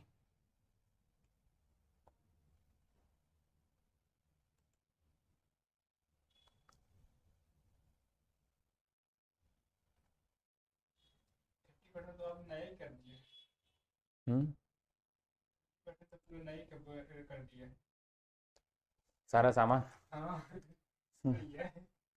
चलिए, a इज इक्वल टू 2 की पावर 3 इंटू 3 और b is equal to 2 into 3 into 5 और c इज इक्वल टू 3 की पावर n इंटू 5। इनका एलसीएम, ए बी सी का एलसीएम जो रहेगा वो क्या रहेगा? तो ए बी सी का एलसीएम रहेगा 2 की पावर 3 इंटू 3 की पावर 2 इंटू 5, है ना। हमको n की वैल्यू चाहिए, तो n किसके ऊपर जाके टिका हुआ है? तो n यहाँ पर देखोगे 3, तो बाकी से कोई मतलब नहीं है। 3 यहाँ देख लो, 3 यहाँ देख लो, 3 यहाँ देख लो और 3 यहाँ देख लो। 3 की पावर क्या है? 2, मतलब n बराबर कितना हो जाएगा? 2। उसका कारण क्या है? क्योंकि एलसीएम जो रहेगा उसमें 2 की जरूरत है, 2 3 की जरूरत है, तो 2 3 दोनों में नहीं है, मतलब तीसरे वाले में है, तो करेक्ट आंसर आएगा 2। 2 इसका राइट आंसर है, ठीक है। अच्छा, 2 और 5 क्यों चेक नहीं किया? उसका एन से कोई संबंध ही नहीं है, है ना। जिससे संबंध है बस वो चेक करेंगे, करेक्ट आंसर है। अगला सवाल, परिमेय संख्या का दशमलव प्रसार समाप्त होगा 14,587 डिवाइडेड बाय 1250 कब समाप्त होगा? बताइए। तो 1250 को हम लिख सकते हैं 5 की घात 3 गुणित कितना? 10, और 5 की घात 3 मतलब 3 जीरो यहां रहेंगे और 1 जीरो यहां रहेगा, टोटल कितना? 4। तो करेक्ट आंसर आएगा 4। ऑप्शन कौन सा रहेगा? D. Highest power LCM, correct. Power highest रहती है वो एलसीएम रहता है, पावर लोवेस्ट रहती है वो एचसीएफ रहता है, ठीक है। ये समझ में आया? ये 10 1 और 125, या तो 8 से गुणा कर दो, तो 8 से गुणा करोगे 10,000 आ जाएगा। 10,000 मतलब कितने जीरो लग जाएंगे? 4। तो ऑप्शन कौन सा रहेगा? डी। बी ऑप्शन नहीं आएगा, डी आएगा बेटा, है ना। परिमेय संख्या का दशमलव प्रसार समाप्त होगा 4 दशमलव के बाद, 4 डेसिमल प्लेस के बाद। अगला सवाल, 3.27 is an integer and rational number, natural number and irrational number. Option आएगा B option, it is a rational number. परिमेय संख्या है, ये बदल जाएगा पी बाई क्यू में। कैसे बदलेगा पी बाई क्यू में? तो 3 + 27, 27 को क्या लिख देंगे हम? 9×27, 3/11, मतलब ये हो जाएगा 11 33 और 3 36 बटे कितना? 11। करेक्ट आंसर आएगा 36/11, ठीक है। क्या बदला ना पी बाई क्यू में, तो इसका करेक्ट आंसर आएगा option B, rational number, right answer होगा। अगला सवाल, इसको सॉल्व करिए। दो परिमेय संख्याओं के एलसीएम और एचसीएफ बराबर है तो संख्याएं होनी चाहिए, तो संख्याएं क्या होनी चाहिए? दो परिमेय संख्याओं के एलसीएम और एचसीएफ बराबर है, दोनों संख्याएं प्राइम होनी चाहिए। प्राइम मतलब क्या होता है? अभाज्य, है ना। सहभाज्य होना चाहिए, कंपोजिट मतलब भाज्य होना चाहिए, और लास्ट वाली बराबर होना चाहिए, इक्वल होना चाहिए।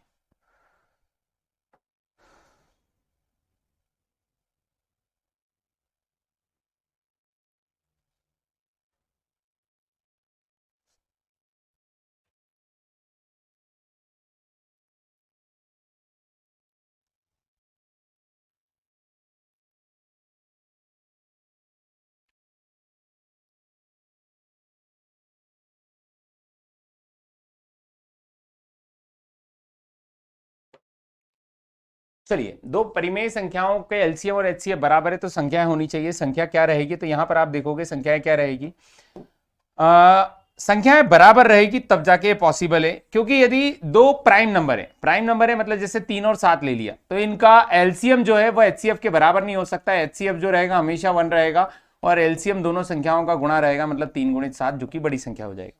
को प्राइम भी नहीं हो सकता। को प्राइम के केस में जैसे मान लो मैंने लिख दिया कि 8 और 9 है ना, तो ये भी नहीं हो सकता। को प्राइम, प्राइम भले ही नहीं है पर को प्राइम है, पर इस केस में भी नहीं हो सकता। कंपोजिट नंबर तो हो ही नहीं सकता, 4 और 6 ले लिया, दोनों कंपोजिट नंबर है, इस केस में भी नहीं हो सकता। तो इक्वल होनी चाहिए, तभी जाके ऐसा होगा। जब दोनों नंबर बराबर होंगे तब ये पॉसिबल होगा, है ना। नंबर ऑफ जीरोस निकाल लेंगे नीचे, पॉइंट कितने तक है इसका, इसके लिए क्या बोला गया, हाँ, नीचे जितने जीरो होंगे उतना पॉइंट लगेगा, सिंपल सी बात है। और क्या, इतना सोचने वाली बात ही नहीं इसमें, है ना। दशमलव कैसे लगता है, जीरो से, तो जितने जीरो होंगे उतने दशमलव, खत्म, है ना। तो इक्वल होना चाहिए तब जाके पॉसिबल होगा। जैसे मैंने बोला 8 और 8, तो 8 और 8 का एचसीएफ क्या होगा, तो एचसीएफ भी 8 होगा और एलसीएम भी कितना होगा, 8 होगा। क्यों, क्योंकि 8 से भाग जाता है और 8 में भाग जाता है, खत्म बात, है ना। आगे अगला सवाल।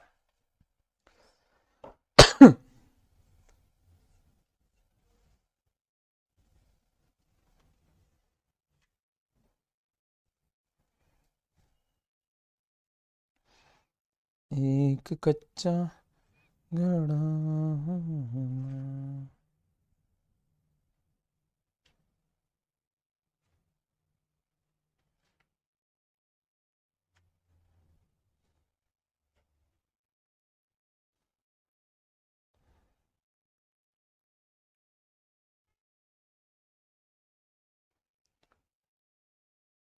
आप लोगों ने सुना है एक कच्चा घड़ा हूं मैं, बहुत शानदार गाना है, सुनना कभी।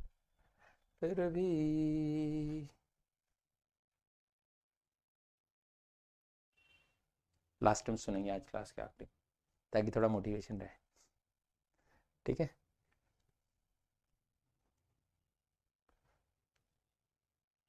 अगला सवाल, यदि दो संख्याओं का एलसीएम तथा एचसीएफ का योग 1260 है, एलसीएम प्लस एचसीएफ इन दोनों का योग कितना है, 1260 है। उनका एलसीएम उनके एचसीएफ से 900 अधिक है। अच्छा, बहुत सारे बच्चे ये सोच रहे होंगे कि मैंने ये 10-12 क्लास ले ली तो मैं ये सब कुछ कर पाऊंगा, ऐसा जरूरी नहीं है ना। ये मैं जो पढ़ा रहा हूं ये प्रैक्टिस सेशन है, आपका कोर्स खत्म हो जाए फिर भी देखना इसको बार बार, है ना। ऐसा नहीं समझना ये कि सर आज पढ़ा दिया मतलब आपने जो पढ़ा रखा है उससे सब बन जाएगा, है ना। एलसीएम एचसीएफ अभी पढ़ाया ही नहीं है मैंने, पहले पढ़ा रखा है वो। तो अभी नया किसी ने कोर्स खरीदा होगा तो हो सकता है उससे ना बने, तो आप इसको वापस देखना जिस दिन मैं एलसीएम एचसीएफ पढ़ा दूं, ताकि आपको ये चीजें समझ में आए। तो ये तो मैं आपको एक सेक्शन और चल रहा है तो इसको भी कंटिन्यू करवाते जा रहा हूं कि चलो आरडी शर्मा भी प्रैक्टिस करते जाओ। तो हो सकता है कि आपको ये नहीं समझ में आ रहा हो तो ज्यादा लोड लेने की जरूरत नहीं है, जिस दिन एलसीएम एचसीएफ पढ़ाऊंगा आपको ये समझ में आने लगे, ठीक है। तो दिया गया है, यदि दो संख्याओं का एलसीएम तथा एचसीएफ का योग 1260 है, उनका एलसीएम उनके एचसीएफ से 900 अधिक है, मतलब जो एलसीएम है वह बराबर है एचसीएफ प्लस कितना, 900। एचसीएफ से 900 अधिक है, तो क्या एलसीएम की जगह पे रख दें इसको उठा के, ऐसा कैसा रख देंगे, तो एचसीएफ प्लस 900 प्लस वापस से क्या है एचसीएफ बराबर कितना है 1260। एचसीएफ कितनी बार हो गया, 2 बार, और 900 उधर जाके घट जाएगा तो कितना हो जाएगा 360, मतलब एचसीएफ की वैल्यू कितनी आ गई 180। और एचसीएफ 180 है तो एलसीएम क्या हो जाएगा, एलसीएम हो जाएगा 1260 में से कितना घटा दो 180, मतलब 1080।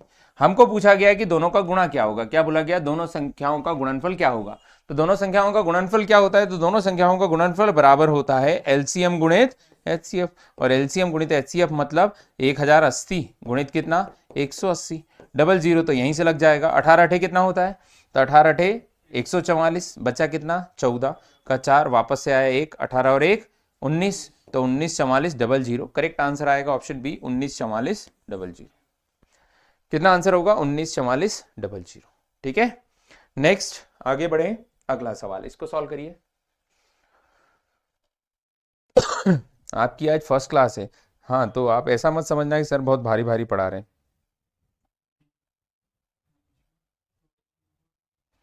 सॉल्व करिए, क्या आंसर आएगा। अगला सवाल आपके सामने है। हेलो।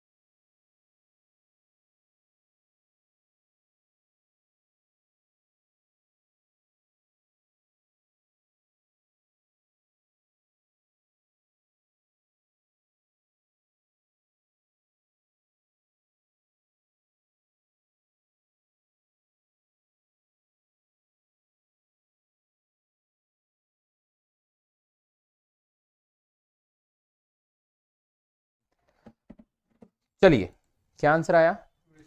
2:1। सबसे छोटी भाज्य संख्या और सबसे छोटी अभाज्य संख्या का एलसीएम और एचसीएफ क्या होगा? तो सबसे छोटी भाज्य है ना, सबसे पहले लिखते हैं, सबसे छोटी भाज्य क्या होगी? 4। अभाज्य क्या होगी? 2। धनात्मक सम क्या होगी? 2, है ना। और धनात्मक विषम क्या हो जाएगी?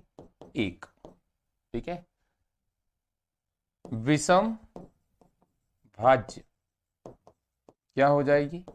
9। और विषम अभाज्य क्या हो जाएगी? 3। ये सारे लिख दिए मैंने सबसे छोटे। कौन से लिखे? सबसे छोटे। तो सबसे छोटी भाज्य संख्या और सबसे छोटी अभाज्य संख्या का एलसीएम और एचसीएफ क्या होगा? तो भाज्य और अभाज्य कितने हैं? 2 और 4। तो एलसीएम क्या हो जाएगा? तो एचसीएफ हो जाएगा 2 और एलसीएम कितना हो जाएगा? 4।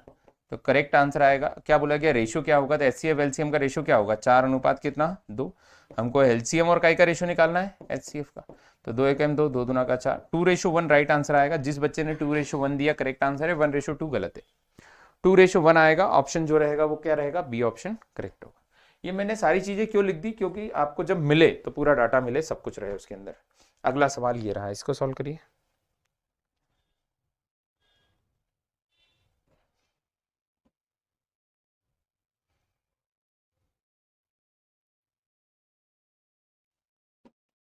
कल भी 4 घंटे क्लास रहेगी आपकी, सुबह 10 बजे, ध्यान रखिएगा ना। 10 बजे से जब तक चले 100 क्वेश्चन हम लोग करेंगे, जो आपके आर डी शर्मा के 10वीं क्लास के हैं। ठीक है। दशमलव प्रसार 14.123 44.123 का वाली एक परिमेय संख्या के हर के अभाज्य गुणनखंड क्या होंगे? तो 44.123, अगर जो हम इसको पॉइंट हटाएंगे तो 44.123 बटे कितना आ जाएगा? 1000। और 1000 के अभाज्य गुणनखंड क्या होंगे? तो 2 से भाग दे दिया तो कितना आ जाएगा? 500। 2 से भाग दे दिया तो कितना आ गया? 250। 2 से भाग दे दिया तो कितना आ गया? 125। 5 से भाग दे दिया तो कितना आ गया? 25। 5 से भाग दे दिया तो कितना आ गया? 5। और 5 से भाग दे दिया तो 1। मतलब 2 और कौन रहेगा? 5। ऑप्शन कौन सा? सी। अभाज्य गुणनखंड जो रहेंगे वो 2 और कौन रहेंगे? 5। ऑप्शन सी राइट आंसर रहेगा। और जब भी दशमलव हटेगा 2 और 5 ही रहेगा जनरली। कौन रहेगा? 2 और 5। सम संख्या हुई तो कट जाएगा 2, फिर उस केस में नहीं रहेगा। अगला सवाल ये रहा। कटने के बाद जनरली मतलब 2 5 हो सकता है या उसके अलावा कुछ नहीं रहेगा। 2 5 रहेगा। हाँ, या फिर हो सकता है 2 कट जाए तो 5 बच जाए, का 5 कट जाए 2 बच जाए, लेकिन 2 5 के अलावा कुछ और नहीं रहे। ठीक है, कौन सा टॉपिक करवाएंगे? यही नंबर सिस्टम का, आरडी शर्मा है ना, प्रैक्टिस करवाऊंगा। चैप्टर तो मंडे को रहेगा। ए स्क्वायर बराबर 23 बटे कितना 25, मतलब ए बराबर हो जाएगा अंडर रूट 23 बटे कितना 25। उस केस में आप देखोगे तो अंडर रूट 23 तो ठीक है, बटे में कितना हो जाएगा 5, तो अंडर रूट 23 जो है वह परिमेय संख्या है और बटे में 5, 5 से कोई फर्क नहीं पड़ता, तो ये करेक्ट आंसर आएगा। तर्कहीन मतलब इरेशनल, इसको अपरिमेय कहा जाता है। क्या कहा जाता है? अपरिमेय। परिमेय होगी नहीं, है ना, परिमेय नहीं होगी, क्या होगी? अपरिमेय होगी। होल नंबर को बोला जाता है, पूरा नंबर नहीं बोला जाता, होल नंबर को बोला जाता है क्या? पूर्ण संख्या। क्या कहा जाता है? पूर्ण संख्या। करेक्ट आंसर आएगा ऑप्शन बी, इरेशनल होगा। ऊपर नीचे कहीं भी इरेशनल है तो इरेशनल ही रहेगी, वो कट ही नहीं सकती। बात समझ रहे हो? यदि एक कहीं जगह इरेशनल मिल गई, चाहे जुड़ रही हो, चाहे घट रही हो, चाहे गुणा हो रही हो, हाँ वो इरेशनल किसी न किसी तरीके से हट जाए तो बात अलग है। वो नहीं हट रही है मतलब वो, जैसे लिखा है 4 माइनस रूट 3, ये इरेशनल है। 4 बटे रूट 3 ये इरेशनल है। रूट 3 बटे 4 ये इरेशनल है, सब इरेशनल है। पर आपने लिख दिया कि 4 minus root 3 plus 4 plus root 3, तो ये एक इरेशनल है और ये भी एक इरेशनल है, पर दोनों को जोड़ोगे तो 8 आ गया, ये क्या हो गया? रेशनल हो गया। समझ गए? तो दो इरेशनल को जोड़ने पर रेशनल आ सकता है। यदि दो इरेशनल जोड़ा जाए तो रेशनल भी हो सकता है और इरेशनल भी, पर दो रेशनल को जोड़ा जाए तो ऑलवेज क्या आएगा? रेशनल ही आएगा। दो इरेशनल को जोड़ने पर रेशनल भी हो सकता है, इरेशनल भी। जैसे 4 प्लस रूट 3 4 माइनस रूट 3 तो रेशनल बन गया, पर 4 प्लस रूट 3 और 4 माइनस रूट 5 कर दिया तो वो तो नहीं घट पाएंगे, रूट 3 रूट 5 से तो घट नहीं पाएगा। तो उस केस में दो इरेशनल मिलाकर इरेशनल भी बना सकते हैं, रेशनल भी बना सकते हैं, लेकिन दो रेशनल हमेशा रेशनल बनाए। करेक्ट आंसर आएगा ऑप्शन बी। अगला सवाल आपकी कंप्यूटर स्क्रीन पर ये रहा, इसको सॉल्व करिए। खतरनाक हिंदी, ऐसा नहीं, खतरनाक नहीं है, गूगल हिंदी है, मतलब आप समझ सकते हैं कि गूगल हिंदी है। ठीक है, क्या करें, इसको टेस्ट में बनवा के डलवा दें आपके लिए, टेस्ट भी मिल जाएगा एज इट इज बना हुआ। यदि एलसीएम 36 एचसीएफ 2 है तो x बराबर क्या होगा? x और 18 का एलसीएम 36 है, एलसीएम क्या है? 36 है, और x और 18 का एचसीएफ जो है वह कितना है? 2 है। तो एचसीएफ वह संख्या जिससे भाग जाए, है ना, तो करेक्ट आंसर आएगा 2 और क्या 18? नहीं, हाँ 2 और 18 नहीं होगा, कितना आएगा? 4। ऑप्शन सी राइट आंसर है। कितना आएगा? 4। अरे दो संख्याएं x और 18 है, दोनों का गुणा एलसीएम गुणित क्या होता है? एचसीएफ होता है। 18 दुना का 36, तो x बराबर कितना आ गया? 4। याद है फार्मूला? नहीं याद है? दोनों संख्याओं का गुणा बराबर एचसीएफ गुणित एलसीएम। कब पढ़ाया था? अभी बताया था थोड़ी देर पहले। अगला सवाल, गजब, ये कौन छोड़ गया यहाँ पे?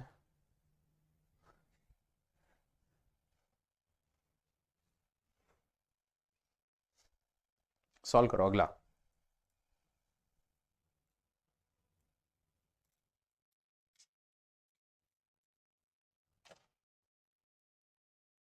यदि दो संख्याओं का योग 1215 है और एचसीएफ 81 है, एचसीएफ कितना है? 81, और दो संख्याओं का योग, योग मतलब x प्लस वाई बराबर कितना है? 1215, तो ऐसी संख्याओं के जोड़ों की संभावित संख्या क्या होगी? ये जनरली एसएससी में पूछा सवाल जाता है, तो बच्चों को ऐसा लगता है कि सर एसएससी का सवाल है, हमारे पेपर में तो नहीं आएगा, क्योंकि एसएससी पूछती है, सीजीएल में आते हैं ऐसे सवाल। तो बेटा देख लो, ये आरडी शर्मा का सवाल है ना, ये मैंने एसएससी सीजीएल से नहीं उठाया, कहीं से उठाया? आरडी शर्मा। आरडी शर्मा से हम लोग लेके आए, मतलब 10th 9th क्लास का सवाल है, 10वीं का भी नहीं है। कौन सी क्लास का है? 9वीं का है ना। तो बात ये अलग है कि हमने गणित नहीं पढ़ी, बाकी थी ऐसी गणित, है ना। तो यहाँ पर हमको चाहिए कितने फैक्टर हो सकते हैं, तो हमेशा एचसीएफ से योग में भाग दिया जाता है। 81 से भाग दे दो, 9 में 81, 9 1 9 बचा 3, 9 3 27 बचा 4, 9 5 45, 9 से भाग दे दो, 9 1 9, 9 5 45, कितना आया? 15। अब 15 के जोड़े बनाएंगे। 15 कब होता है? 1 और 14, 2 और 13, 3 और 12, 4 और 11, 5 और 10, 6 और 9, 7 और 8, बस यही जोड़े बनेंगे। जोड़ने पर 15 आना चाहिए। 14 1 15, 13 2 15, 12 3 15, 11 4 15, 10 5 15, 9 6 15, 8 7 15। इनका एचसीएफ नहीं होना चाहिए। जैसे 3 1 3, 3 चौक 12, 3 से कट रहा है, ये चलेगा। 5 से 5 1 5, 5 2 10, ये नहीं चलेगा। 9 और 6 और 9 3 से कट रहा है, मतलब जो जो कट रहे हैं ये नहीं चलेंगे। तो चलेंगे कौन कौन, तो यहां पर चलेंगे, दौड़ेंगे बढ़िया तरीके से। 1 14, 2 13, 4 11 और 7 8, टोटल कितने जोड़े हो गए? 4। ऑप्शन कौन सा हो गया? सी। इसका करेक्ट आंसर आएगा सी, है ना। सर एसएससी लेवल के क्वेश्चन नहीं आएंगे ना, ये आपके पेपर का मतलब आपको 9वीं 10वीं का ही पेपर आएगा ना, मतलब आर डी शर्मा जो है वो उस लेवल का तो पूछा जाएगा ना, यदि वर्ग 2 की तैयारी कर रहे हैं। HCF 2 था तो फिर 4 कैसे? बेटा HCF जो होता है ना वो छोटा नंबर नहीं होता, ये दिमाग में सेट कर लो। HCF वह संख्या होती है जिससे भाग जाता है ना। 4 में 2 का भाग जाता है, नहीं जाता है? जाता है। तो HCF 2 हो सकता है। अरे ऐसा कर लो, 4 और कितना है? 18, 2 से भाग दिया, 2 दुना का 4, 2 नाम 18। आप सूझ पड़ गई HCF 2 कहां से आया था। तो इन दोनों संख्याओं का HCF कितना है? 2। LCM कितना है? 36, है ना। गुड इवनिंग बेटा, स्वागत है आपका। सर पिछले क्वेश्चन में HCF 2 था, फिर 4 कैसे? ये ऐसे 4 था बेटा, है ना। दो HCF होने का मतलब ये नहीं है कि संख्या 2 हो, 4 हो, ठीक है। यदि HCF 2 है तो संख्या कुछ भी हो सकती है, 8 16 32, 2 का मल्टीपल रहेगी बस, है ना। उसका HCF 2 आ सकता है। कैसे आ सकता है? जैसे किसी ने बोला कि 32 के केस में 2 HCF लाओ, तो एक संख्या 14 ले लो, अब 2 से भाग दे दो, 2 से 16 आया, 2 से 7 आया, इधर जा ही नहीं रहा तो 2 पे ही अटक गया ना, समझ रहे हो। तो इस संख्या पे डिपेंड थोड़ी ना HCF। अगला ये हो गया 7 8, तो 4 हो गए। अगला सवाल ये रहा, इसको सॉल्व करते हैं। अच्छा आप गेस्ट टीचर है, कितने लोग गेस्ट टीचर है इसमें? मजे ही आ गए उनके तो, है ना। एक दिन यूट्यूब पे एक बच्चा लिखता है कि सर आपको गेस्ट से क्या दिक्कत है? अरे मुझे काई की दिक्कत होगी, किसी से कोई दिक्कत नहीं मुझे ना, मुझसे बहुत दिक्कत है लोगों को। तो आप देखो हाँ मैं सीधा साधा सा इतना बड़ा चैनल छोड़ के खुद का छोटा सा एक चैनल स्टार्ट किया, उसमें दिक्कत होने लग गई।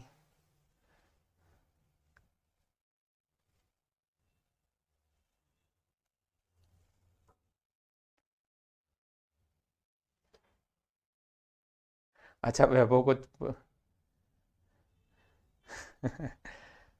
वो आप 4th क्लास में आए थे ना डायरेक्ट, आप जैसे कोर्स परचेस करोगे और तुरंत उतरोगे तो थोड़ी ना समझ आएगा बेटा।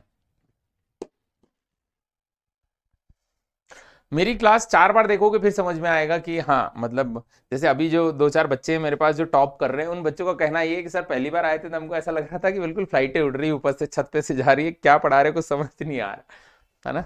इसीलिए मैं वर्ग 3 हो गया, महिला पर्यवेक्षक हो गया, इनको नहीं पढ़ा रहा। उसका कारण एकमात्र ये है कि मैं उतना बेस लेवल पे, एक दिन वर्ग 3 की पीपीटी आपकी क्लास में ले आया था मैं वर्ग 2 को पढ़ाने के लिए, तो मुझे ऐसा लग रहा था कि उनको क्या सॉल्व करवाऊंगा मैं, है ना। अच्छा गेस्ट हैं, बहुत बढ़िया। अरे वाह, 8 साल का एक्सपीरियंस है। इस बार सिलेक्शन ले लेना, याद रखना, है ना। और गेस्ट नहीं बने रहना है अपने को, अब हमको वहीं रेस्ट करना है। तो गेस्ट में नहीं रहना है, अपना परमानेंट क्वार्टर होना चाहिए। यदि 2 अभाज्य संख्याएं पी और क्यू है, 2 अभाज्य संख्या कौन कौन सी है? पी और Q.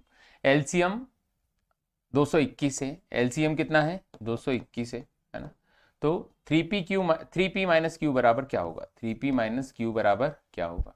If the LCM of 2 prime number p and q, ओहो प्राइम नंबर है, p and q are prime है ना। तो प्राइम नंबर का मतलब ये है कि दोनों में का HCF 1 होगा, सीधी सी बात है, दोनों का HCF क्या होगा? 1 होगा। तो यहां से हम लोग दोनों संख्या चाहें तो निकाल सकते हैं, क्या हो सकती है? दो संख्याओं का गुणा कितना आना चाहिए? 221, और अभाज्य संख्या होनी चाहिए। तो दोनों में का 13 का भाग चला जाएगा, 13 1 13, बचा कितना?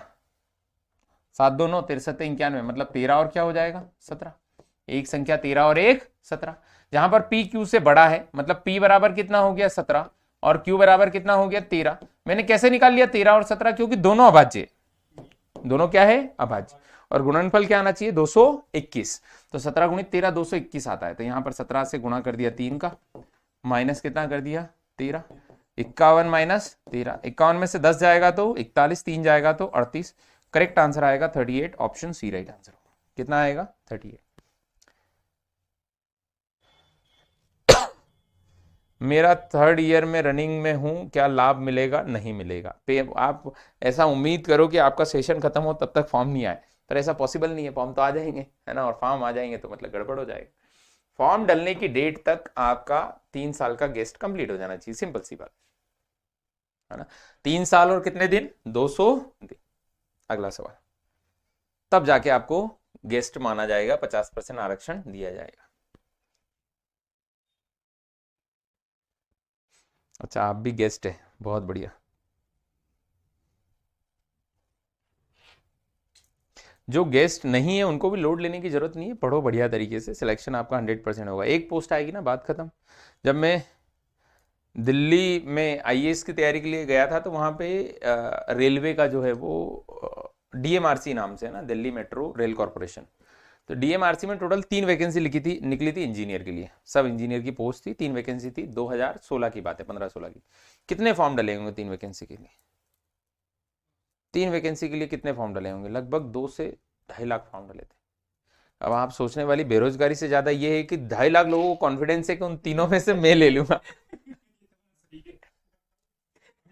बड़ी बात ये है कि 3 लोगों को 3 पोस्ट में उनको लगा कि ये पोस्ट मैं ले लूंगा, ये बड़ी बात है कॉन्फिडेंस वाली। बेरोजगारी को तो अलग छोड़ो, है ना, तो वो समझने वाली बात है। थैंक यू बेटा, बहुत बहुत धन्यवाद।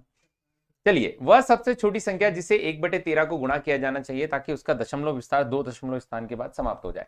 1/13 से किस संख्या का गुणा करें कि दशमलव स्थान जो है वह 2, जो भी दशमलव रहे वह 2 के बाद क्या हो जाए, समाप्त हो जाए, 2 से आगे न जाए। तो हम अगर जो 1/13 का जब तक 13 से गुणा ना करे थे, 13 तो मार डालेगा अपने, क्योंकि ये तो ले जाएगा अनंत तक, तो पहले 13 को निपटा। और 2 दशमलव चाहिए तो कितना बटे में 100 लगा दो ताकि 13 से 13 कट जाए, तो 13 बटे क्या आएगा, 100। ऑप्शन क्या रहेगा, ए ऑप्शन इसका राइट आंसर रहेगा, 13/100। मतलब पहले तो अभाज्य निपटानी है, सिर्फ 2 को और 5 को छोड़ दिया जाए तो सारे अभाज्य हमको अनंत की ओर ले जाते हैं। सिर्फ 2 और 5 ही अकेले अभाज्य हैं जो अनंत से पहले रोक देते। तो 2 और 5 को छोड़कर बाकी जो है वो निपटाना है, 13 को हटाना है पहले, और फिर 2 दशमलव लाना है, तो बटे में कितना लाना है, 100 लाना है। तो ए ऑप्शन करेक्ट रहेगा। अगला सवाल ये रहा आपके सामने, इसको सॉल्व। सर अब हम जब फॉर्म फिल करेंगे तब गेस्ट के इन्फॉर्मेशन देंगे, यूट्यूब से देखा था वीडियो, आपके style teaching best. Thank you बेटा, बहुत बहुत धन्यवाद। आप लोगों के पास यदि किसी के पास यूट्यूब चैनल हो तो जय सर का थोड़ा सपोर्ट कर सकते हैं, है ना, जय सर मतलब मैं, मेरा थोड़ा सपोर्ट कर सकते हैं, आप वीडियो बना सकते हैं, है ना। पता नहीं क्यों चैनल रिटर्न नहीं किया जा रहा है, समय लगाया जा रहा है, जबकि गलती अपनी बिल्कुल भी नहीं है ना। ऐसा कहा जा रहा है कि हार्मफुल कंटेंट आपने शेयर किया, जबकि आप खुद जानते हैं कि अपने इस पे कोई भी हार्मफुल कंटेंट नहीं था। वो चैनल जो है हैक होने के कारण ये सब कुछ हुआ, गड़बड़ी, चैनल हैक हुआ और उसके बाद उस पर क्रिप्टो से रिलेटेड वीडियो चले, उससे पूरा मामला गड़बड़ हो गया।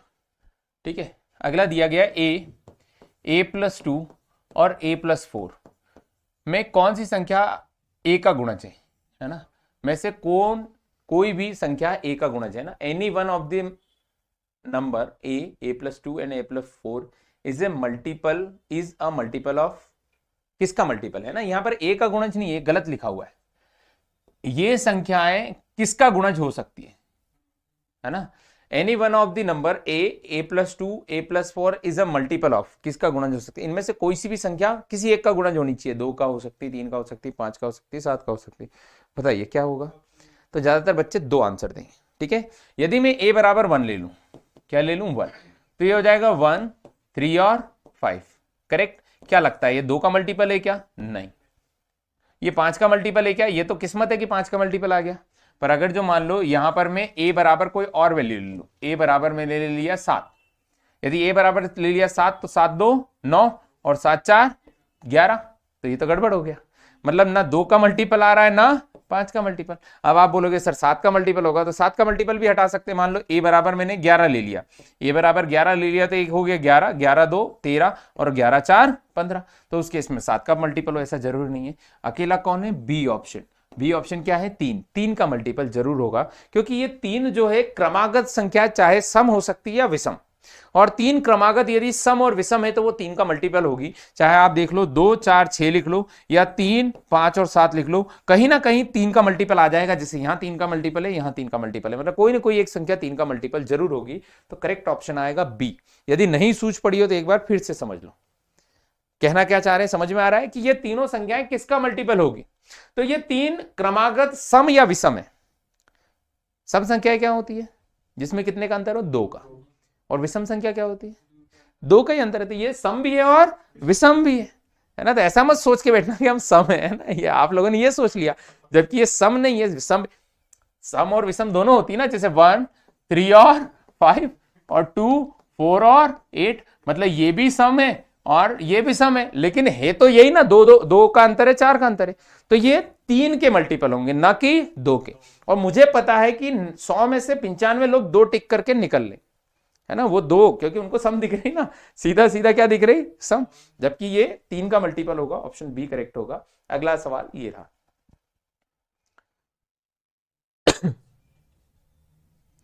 हाँ आजा, यही बढ़िया है। मैं खुद चाहता हूं कि भले मैं अब जो है क्लासेस, मेरा मन जो है इधर ज्यादा हो रहा है कि अब अपन एप्लीकेशन पे अच्छे से पढ़ेंगे। जिन बच्चों ने मेरे से विश्वास किया है, मेरे ऊपर विश्वास किया है कि हाँ सर पास करवा देंगे, हम अपने पास सफिशिएंट बच्चे हैं, हमको इतने ही, मतलब इससे ज्यादा मध्य प्रदेश पोस्ट भी नहीं दे सकता है ना, 2-3 हजार से ज्यादा पोस्ट दे नहीं पाएगा, तो उतने ही बच्चे अपने पास, अपन चाहते हैं कि हर बच्चे की जॉब लगे।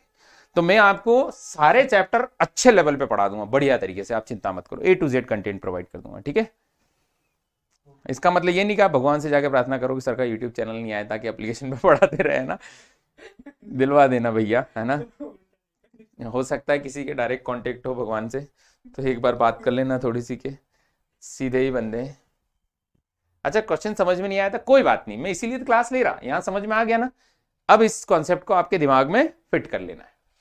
ए और 18 का एलसीएम 36 है, और ए और 18 का एचसीएफ 2 है, अभी किया था, 4 आया था, है ना। तो इसको आगे बढ़ जाते हैं, नहीं सॉल्व करते हैं। यदि पी और क्यू सहभाज्य संख्या है तो पी स्क्वायर क्यू स्क्वायर क्या होगा, पी और क्यू सहभाज्य है, क्या है, सहअभाज्य। यदि पी और क्यू सहभाज्य है, और सहभाज्य का मतलब होता है को प्राइम, क्या बोला जाता है, को प्राइम।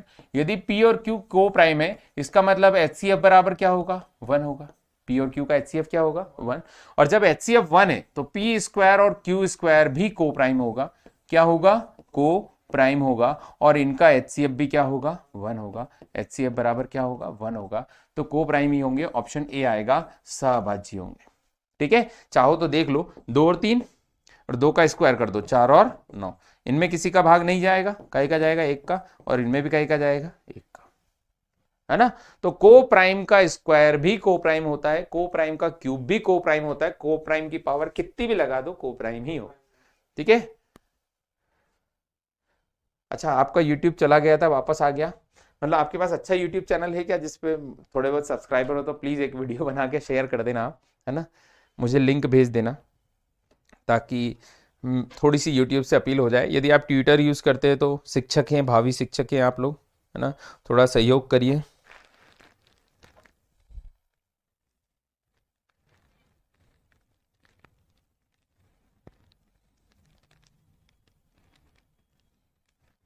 ये ऐसा होने से एक बेनिफिट मिल गया मुझे, एक फायदा हुआ कि कम से कम कौन लोग सही है, कौन गलत है, किसका साथ, कौन साथ देता है, कौन साथ नहीं देता है, ये सब चीजें समझ में आती है ना। मतलब आपको भी ये सारी चीजें तब समझ में आएगी जब आप कुछ ऐसे दौर से गुजरेंगे, है ना। नहीं तो आसपास तो ढेरों लोग मंडराते रहते हैं, इस समय समझ में आता है कौन साथ में कौन नहीं है।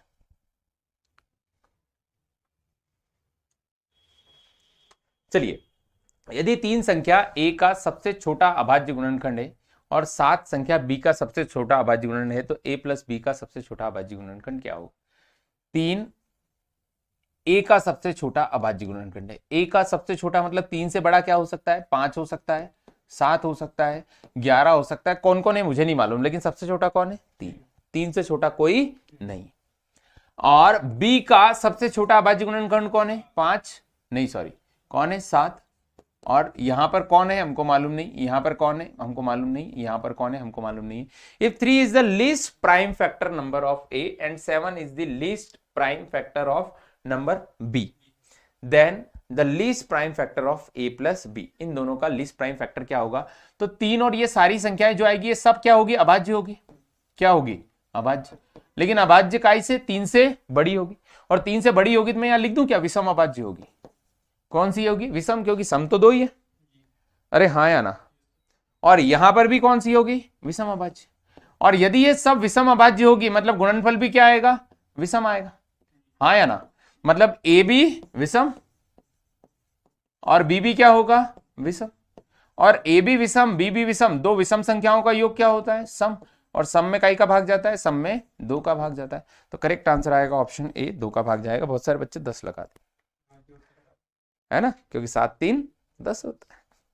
भारत माता की जय, इधर भी लगा दिया देखो, हाँ अरे 10 भी होगा भैया, तो 10 में 2 का भाग नहीं जाएगा क्या, तो छोटा चाहिए ना हमको, यहां लिखा है सबसे छोटा, सबसे छोटा कौन हो जाएगा 2।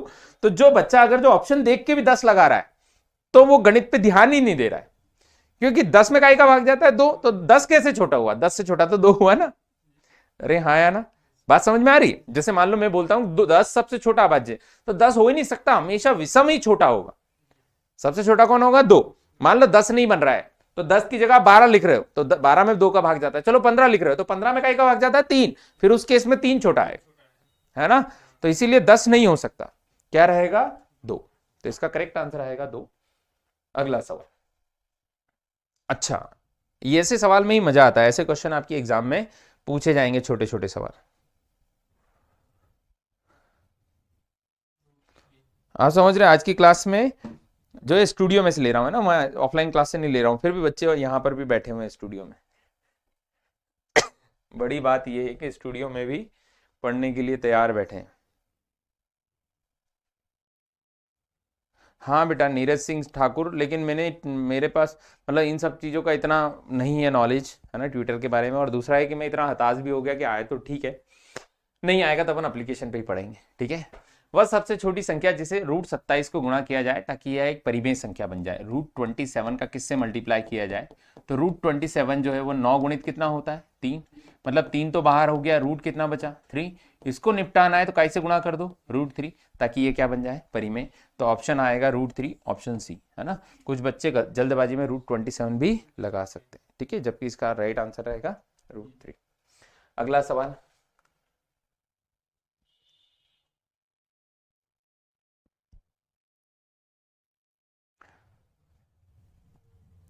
ग्रेड 3 की भी बहुत अच्छी टीम है अपनी, है ना। आप चिराग सर को अच्छे से जानते हैं, राघवेंद्र सर हो गया, रवि सर हो गया, सब लोग बढ़िया पढ़ाते हैं, कोई दिक्कत वाली बात नहीं है, ठीक है।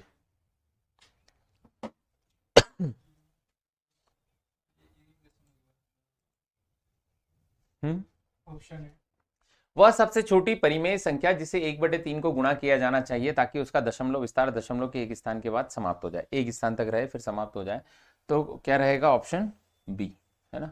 वह सबसे छोटी परिमेय संख्या P/Q करेक्ट, जिसमें 1/3 को गुणा किया जाए। अच्छा, 1/3 का गुणा भी करना है, तो 1/3 का गुणा करने किया जाना चाहिए ताकि उसका दशमलव विस्तार, तो ऑप्शन ए आएगा, है ना, क्योंकि उस संख्या में हमको काय का गुणा करना है 1/3 ताकि 1 दशमलव पे कन्वर्ट हो जाए। तो 1/10 ले लो, 3 उधर गुणा में हो जाए, तो करेक्ट आंसर आएगा 3/10।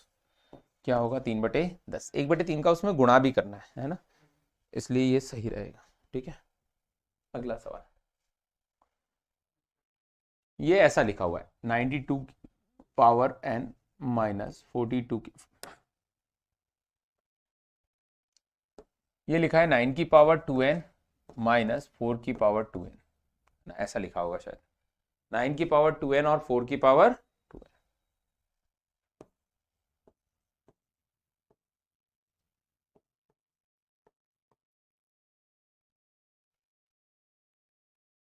बताइए। 9 की पावर 2n,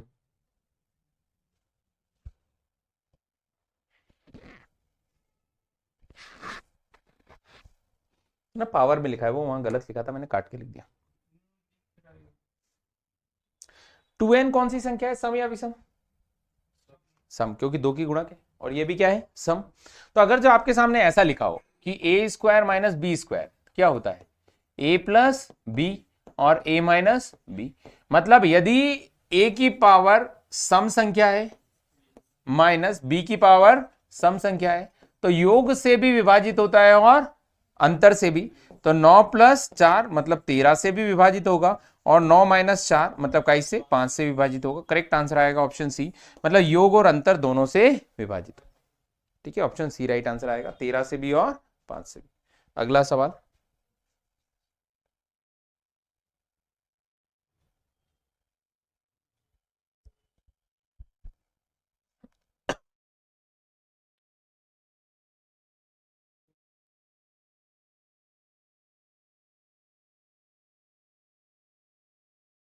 अब देखो यहां सम संख्या है क्या, नहीं, तो यहां 6 की पावर n और माइनस 5 की पावर n, जो कि n क्या है नेचुरल नंबर, यदि नेचुरल नंबर है और बीच में क्या है माइनस, नेचुरल नंबर और बीच में क्या है माइनस, तो अंतर से डिवाइड होगा हमेशा। कैसे? अंतर से, मतलब 6 - 5 किससे डिवाइड होगा? 1 से।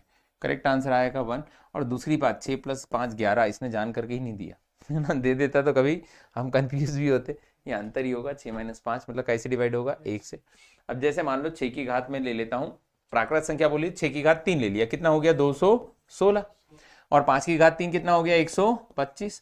जब घटाया तो 6 में से 5 गया 1, 2 में से 1 गया 1, 2 में से 1 नहीं, 11 में से 2 गया 9, और यहाँ 1 में से 1 गया 0, 91। तो 91 कैसे डिवाइड होगा? 1 से, 13 से, और कैसे? 7 से। तो 13 7 मतलब क्या? इन 6 और 5 11 का योग है क्या? नहीं, इन दोनों का क्या है? अंतर। अंतर हमेशा इसके अंदर आएगा। जैसे मान लो कोई और नंबर लेके दिखाता हूं मैंने ले लिया 4 और 2। 4 का क्यूब क्या होता है? तो 4 का क्यूब होता है 64, और 2 का क्यूब कितना होता है? 8। 64 में से 8 गया तो कितना बचा? 56। 56 2 से डिविजिबल होगा या नहीं होगा? तो अंतर से डिविजिबल होगा हमेशा। कैसे? अंतर। नेचुरल नंबर हुआ तो, और यदि इवन नंबर हुआ तो योग से भी डिवाइड होगा।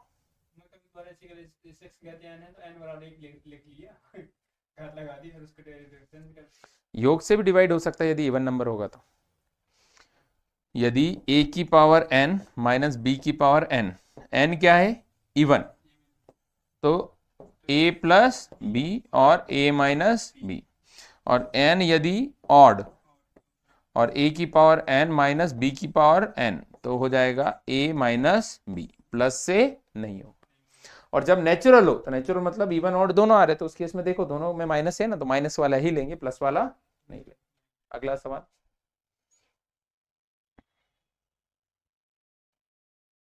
हाँ, ग्रेड 2 की सोशल की लाइव क्लासेस बेटा है, पर अभी अभी आज परचेस मत करिए, कल परचेस कर लीजिएगा आराम से। एक बार सर से और बात कर लेता हूं मैं।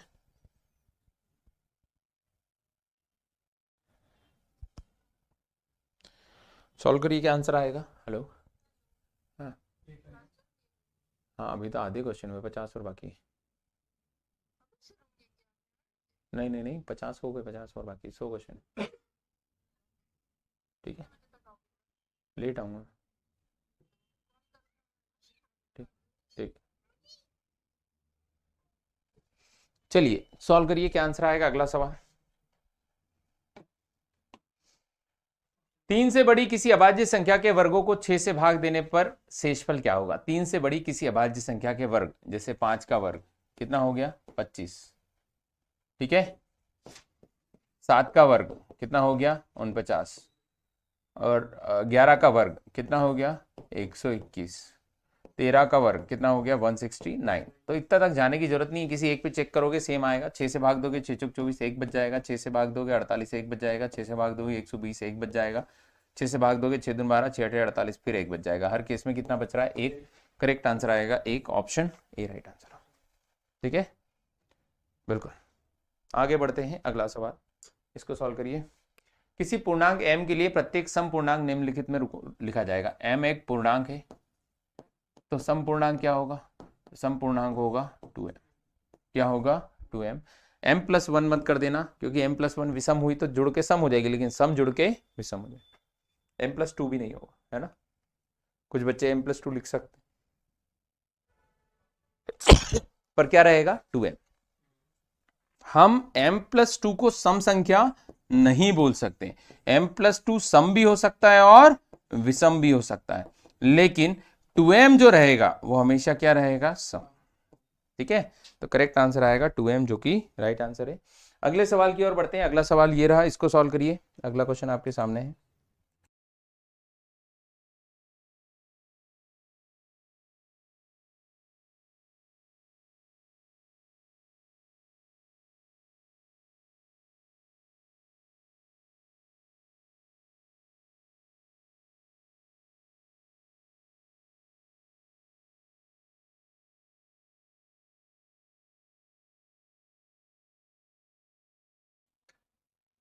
चलिए, क्या आएगा? किसी पूर्णांक q के लिए प्रत्येक विषम पूर्णांक निम्न रूप का होता है। किसी पूर्णांक q के लिए, पूर्णांक क्या है? q, उसके लिए विषम पूर्णांक निम्न रूप से होता है। तो विषम पूर्णांक क्या होता है? 2q+1, है ना? q+1 मत लिख देना वापस, क्या रहेगा? 2q+1, क्योंकि 2q क्या है? सम है। यदि q पूर्णांक है तो सम क्या हो जाएगा, तो सम हो जाएगा 2q, और विषम क्या हो जाएगा, तो सम में एक जोड़ने पर विषम आता है, मतलब 2q प्लस क्या हो जाएगा 1। q प्लस 1 मत कर देना, गड़बड़ हो जाएगा। ऑप्शन डी राइट आंसर रहेगा, 2q प्लस 1। किसी भी वैल्यू पे चेक कर लो, 5 रख लो, 5 दूनी 10 और 1 11, 7 रख लो, 7 दूनी 14 और 1 15, 3 रख लो, 3 दूनी 6 और 1 7, 2 रख लो, 4 और 1 5, पर यहाँ रखो 5 रखा तो 5 और 1 6, सम बन गया। ठीक है, अगला सवाल 46वें पे आया ना। अगला सवाल, किसी भी धनात्मक पूर्णांक a और 3 के लिए ऐसे अद्वितीय पूर्णांक q और r मौजूद होते हैं कि a is equal to 34 plus r, है ना, नहीं 3q प्लस r होगा, है ना, 3q प्लस r होगा, ऐसा होगा जहां r संतुष्ट करेगा। 3q प्लस क्या होगा r, जहां r संतुष्ट करेगा, तो r जो है वह 0 से बड़ा होगा और 3 से क्या रहेगा, छोटा। 0 से बड़ा और बराबर और 3 से छोटा, यहाँ 3q प्लस r होगा, है ना, 3q प्लस r। यहाँ पर आपने पढ़ा होगा, इसको बोलते हैं भाज्य बराबर भाजक गुणित भागफल प्लस शेषफल। ठीक है, तो ये हम वही पढ़ रहे हैं। तो यहां पर आप देखोगे कि जो शेषफल होता है, क्या शेषफल, वह भाजक से क्या होता है, छोटा, और 0 से बड़ा और क्या होता है, बराबर। ये आपको ध्यान होना चाहिए। तो यदि किसी धनात्मक पूर्णांक a और 3 के लिए, तो 3 यहां पर भाजक है जो जिससे हम भाग दे रहे हैं, तो शेषफल उससे छोटा होगा, 3 से छोटा रहेगा, लेकिन 0 से बड़ा और बराबर हो सकता है। ठीक है, 0 भी आ सकता है, 0 के से बड़ा भी हो सकता है। ऑप्शन ए करेक्ट होगा, ए राइट आंसर होगा। आर जो है वो 3 नहीं हो सकता, शेषफल जो है वो 3 नहीं हो सकता। ठीक है, नेक्स्ट अगला,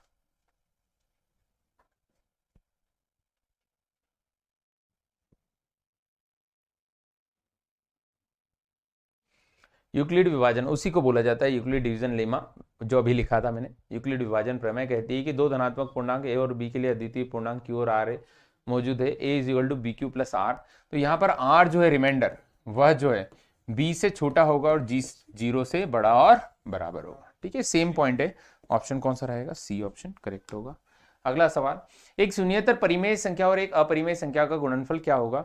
तो रैशनल और इरेशनल का ऑप्शन सी था, अभी हमने चेक किया था थोड़े समय पहले। ठीक है, अगला सवाल, किसी भी प्राकृत संख्या के लिए 25 की घात 2n माइनस 9 की घात 2n, तो ये दोनों क्या है, सम, तो योग से भाग जाएगा 25 प्लस 9 25 प्लस 9 34, और एक 25 माइनस 9 कितना आ जाएगा 16, 34 और 16 दोनों, ऑप्शन सी करेक्ट आंसर आएगा। अगला सवाल, दो धनात्मक पूर्णांक का HCF सदैव होता है, फटाफट निपटाते जाओ। दो धनात्मक संख्याओं का HCF सदैव होता है, multiple of their LCM, a factor of their LCM, divisible by their LCM, none of this. उनके एलसीएम से विभाज्य, है ना, HCF एलसीएम से विभाज्य नहीं होता, उनके एलसीएम का एक कारक, उनके एलसीएम का गुणक, मल्टीपल ऑफ देयर एलसीएम, है ना, मल्टीपल ऑफ देयर एलसीएम गलत, है ना, ये भी नहीं होगा, और फैक्टर ऑफ देयर एलसीएम रहेगा करेक्ट। जैसे 24 में 4 का भाग जाता है तो ये फैक्टर कहलाता है, करेक्ट, और 24 जो है ये मल्टीपल कहलाता है। मतलब 24 4 का मल्टीपल है, 24 जो है वह काय का मल्टीपल है, 4 का मल्टीपल है, जबकि 4 जो है वो 24 का फैक्टर है, 4 24 का फैक्टर है, जबकि 24 4 का मल्टीपल है। तो एलसीएम जो रहता है वह HCF का मल्टीपल होता है, और HCF जो है वह LCM का फैक्टर होता है। तो यहां पूछा गया कि HCF क्या है, तो HCF LCM का फैक्टर है, तो ऑप्शन क्या रहेगा, बी फैक्टर है। ठीक है, कितने अच्छे अच्छे पॉइंट है ना, हाँ बिल्कुल बारीक बारीक सा, महीम महीम से अगला ये तो हम कर चुके थे, 2 की घात 3, तो 3 चाहिएगा, है ना, क्या बोला गया, समाप्त के दशमलव स्थान के बाद समाप्त हो जाएगा 3, है ना, या 3 पता नहीं क्या लिखा हुआ है, 3 3 ऑप्शन सी कर देते हैं, 3 3 दशमलव स्थान के बाद समाप्त हो जाएगा। ठीक है, अगला, यदि प्रत्येक प्राकृत संख्या n के लिए a इंटू 5 की पावर एक अंक शून्य पर समाप्त होती है, ये a इंटू 5 की पावर n तो नहीं लिखा है, रुको पढ़ लेते हैं। If a into 5n and with the digit 0 for every natural number n, ठीक है, देन a मस्ट बी, तो a क्या होगा? अच्छा, यहां पर ऐसा लिखा हुआ a इंटू 5 की पावर n जो है वह काय पे खत्म होता है? शून्य पर।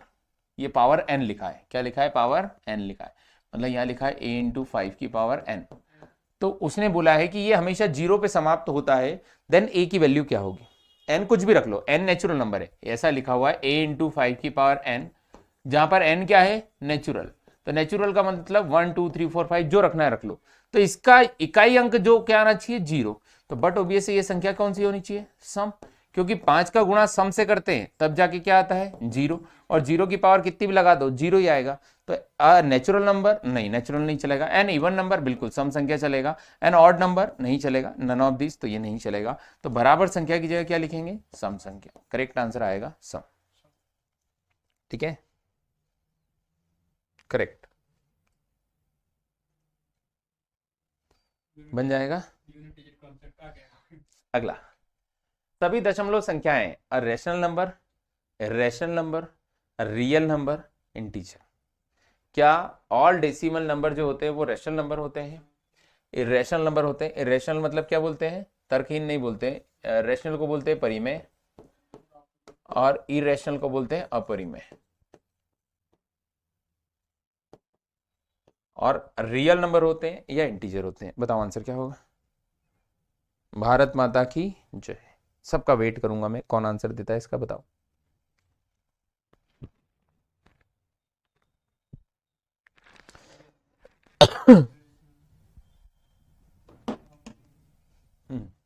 करेक्ट आंसर आएगा रियल नंबर, क्योंकि रैशनल जो होता है, रैशनल होता है p बाय क्यू के फॉर्म में, है ना, जैसे 2.4 हो सकता है, 3.5 हो सकता है, 2.7 बार हो सकता है ये, और इरेशनल होता है √3। ये भी तो दशमलव होते हैं, 1.732 ऐसे करके दशमलव होता है, तो ये भी दशमलव होते हैं, ये भी दशमलव होते हैं, दोनों मिलाकर काय में आते हैं? रियल में आते हैं, तो वास्तविक होगा। करेक्ट आंसर आएगा ऑप्शन सी, मतलब वास्तविक के ही भाग होते हैं परिमेय और अपरिमेय, परिमेय और अपरिमेय।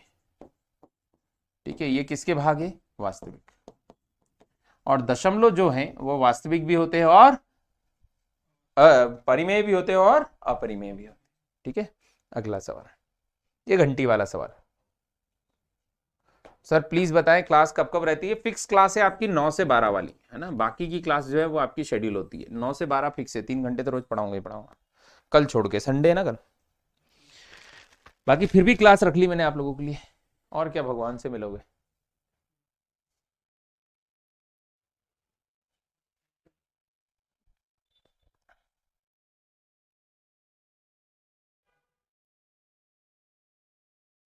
अगला दिया गया है 3 घंटियां 4 7 और 14 मिनट के अंतराल पर बजती है। तीनों घंटियां सुबह 6 बजे बजती है, वह कब एक साथ बजेगी? तो 4 7 और 14, एलसीएम निकाल लो। तो एलसीएम निकाला तो कितना आ गया? 28। 28 घंटे बाद बजेगी, तो सुबह 6 बजे बजी थी, तो 6 में 24 घंटे जोड़ेंगे, मतलब अगले दिन 6 बजे सुबह, है ना, और उसमें 4 घंटे और जोड़ लेंगे, 24 और 4 28, 4 चाहिए ना, तो 4 और जोड़ लेंगे, तो 6 और 4 10, मतलब 10 AM, है ना, सुबह 10 बजे। लेकिन कब? दूसरे दिन। अच्छा मिनट है क्या? मिनट है, मिनट है, मिनट है, तो 7 चौक 28 मिनट बाद, है ना, तो 6:28, है ना, मैंने आर देख लिया, 6:28, ऑप्शन ई लिख दिया यहाँ पर, ए बी और सी होना चाहिए, सी ऑप्शन, 6:28। ठीक है, 6:28।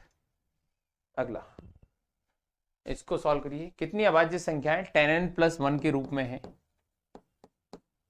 जहां n एक प्राकृत संख्या है जिसमें n जो है वो 10 से छोटा है और 1 से बड़ा है।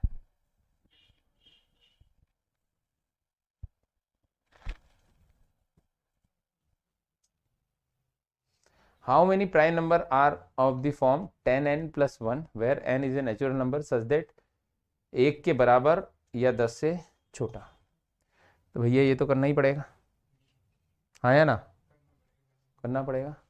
तो अगर जो 1 रखते हैं तो 101, 1000, 1, 100, 1, 1 4 टाइम 0 1, फिर ऐसे बढ़ता जाएगा। तो इसमें तो भाग नहीं जाता, मतलब 1 तो आ गई 101, ये क्या होगी अभाज्य, हाँ या ना, ये हो जाएगी अभाज्य।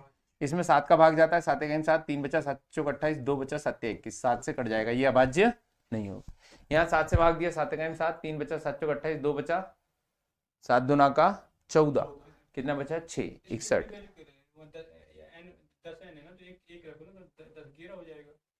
अच्छा 2 रखेंगे तो ओ हो, ये तो मैंने गड़बड़ कर दिया, पता नहीं कहाँ ध्यान था मेरा।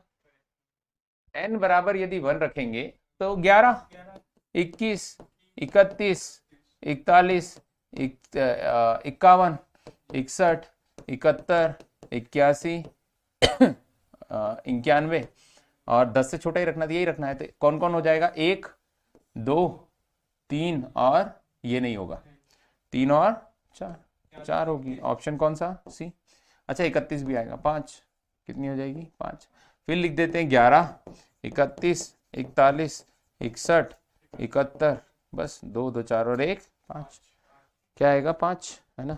पता नहीं मैं कौन सी भावनाओं में खो गया था, मैं उधर ढूंढने लग गया था, है ना, बहुत गहराइयों में घुस गया था और उस तरफ गया था कि जिस तरफ वापस आना पॉसिबल नहीं था, है ना, समुद्र की गहराइयों में घुस जाता मैं। अगला सवाल, ये जो लिखा है ये इस तरीके से लिखा है, 119 की घात 2 माइनस 11 की घात 2 1 है, यह कौन सा नंबर होगा। तो ये डिविजिबल होगा कैसे, योग और अंतर, तो 119 प्लस 11 और 119 माइनस 11, जब जोड़ेंगे तो कितना हो जाएगा 130 और जब घटाएंगे तो कितना हो जाएगा 108, है ना।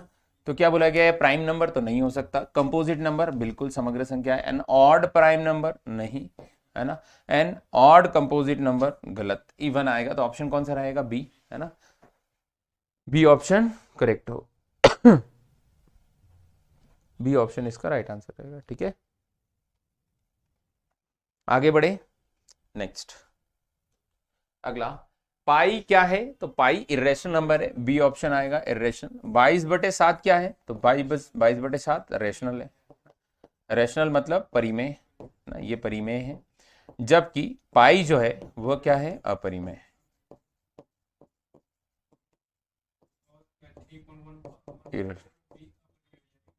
3.14 भी जो होता है वह परिमेय होता है, परिमेय होता है। 3.14 अगर जो हम लिखेंगे तो 314/100 लिख पाएंगे या नहीं लिख पाएंगे, लिख देंगे, परिमेय में बदल गया, खत्म बात। अगला सवाल, सोच पड़ी। अगला अगला है √5 प्लस √3 प्लस 2, यह क्या होगा, अ नेचुरल नंबर नहीं, एन इंटीजर नहीं, अ रैशनल नंबर नहीं, a irrational number, correct option D, एक अपरिमेय संख्या हो, क्या होगी, एक अपरिमेय संख्या हो। नेक्स्ट, वह सबसे छोटी अपरिमेय संख्या जिसे √18 को गुणा किया जाए ताकि एक परिमेय संख्या प्राप्त हो सके। तो √18 को गुणा किया जाए, √18 मतलब √9 गुणित 2 मतलब 3√2, और 3√2 के केस में 3√2 से काय का गुणा करें, तो 3√2 को अगर जो हम √2 से गुणा कर दें तो काम बन जाएगा, करेक्ट आंसर आएगा √2, ऑप्शन सी करेक्ट होगा, √2 राइट आंसर है। कितना आएगा √2,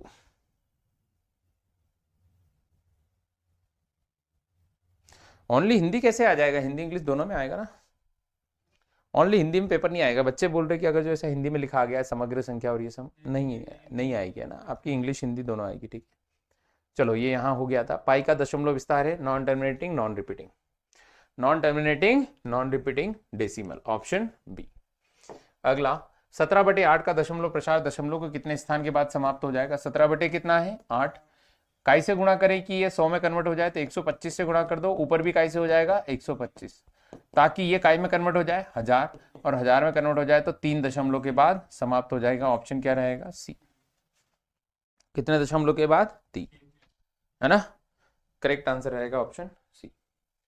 यह किसके बाद विस्तार समाप्त हो जाएगा, तो 63/72 गुणित 175, 9 8 72, 9 7 63, 7 से भाग दे दिया तो 25, मतलब 1 बटे कितना 200, 5 का गुणा कर दो और ऊपर भी का गुणा कर दो 5, मतलब 5 बटे कितना हो जाएगा 1000, और 1000 के कारण कितने दशमलव लग जाएगा 3। क्वेश्चन में क्या पूछा गया, ढांचा समाप्त हो जाएगा, टर्मिनेटिंग। करेक्ट ऑप्शन क्या रहेगा ए, टर्मिनेटिंग है, ये हो जाएगा 0.005। हमने टर्मिनेट करके ही बता दिया उसको, क्या करके बता दिया, टर्मिनेट कर ही दिया, हमने देखा ही नहीं, इसीलिए पेपर में जल्दबाजी मत करना, देख लेना, है ना, नहीं तो हम सब कुछ ढूंढ डांड के सबको लेके आए और बोले कि उसकी जरूरत थोड़ी, हम तो पूछ रहे थे कहाँ है वो, है ना, ऐसा होता है ना। जैसे मान लो पूछ ले जय सर कहाँ है, तो आप गए दौड़ कर जाके हाथ पकड़ के ले आए, बोलो ये रहे जय, अरे पूछा था हे कहाँ, बस इतना सा सवाल था, ठीक है। अगला सवाल, हाँ अगला सवाल, इसको सॉल्व करिए।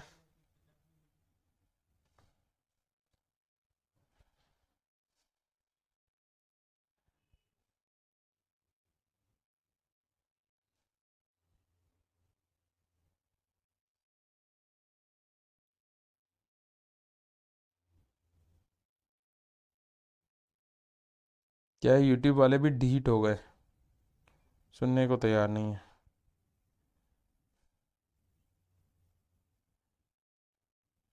जो पढ़ा नहीं रहे हैं, गालियां दे रहे हैं या फिर बच्चों को गुमराह कर रहे हैं, वो रेगुलर बेसिस पे लाइव हो रहे हैं।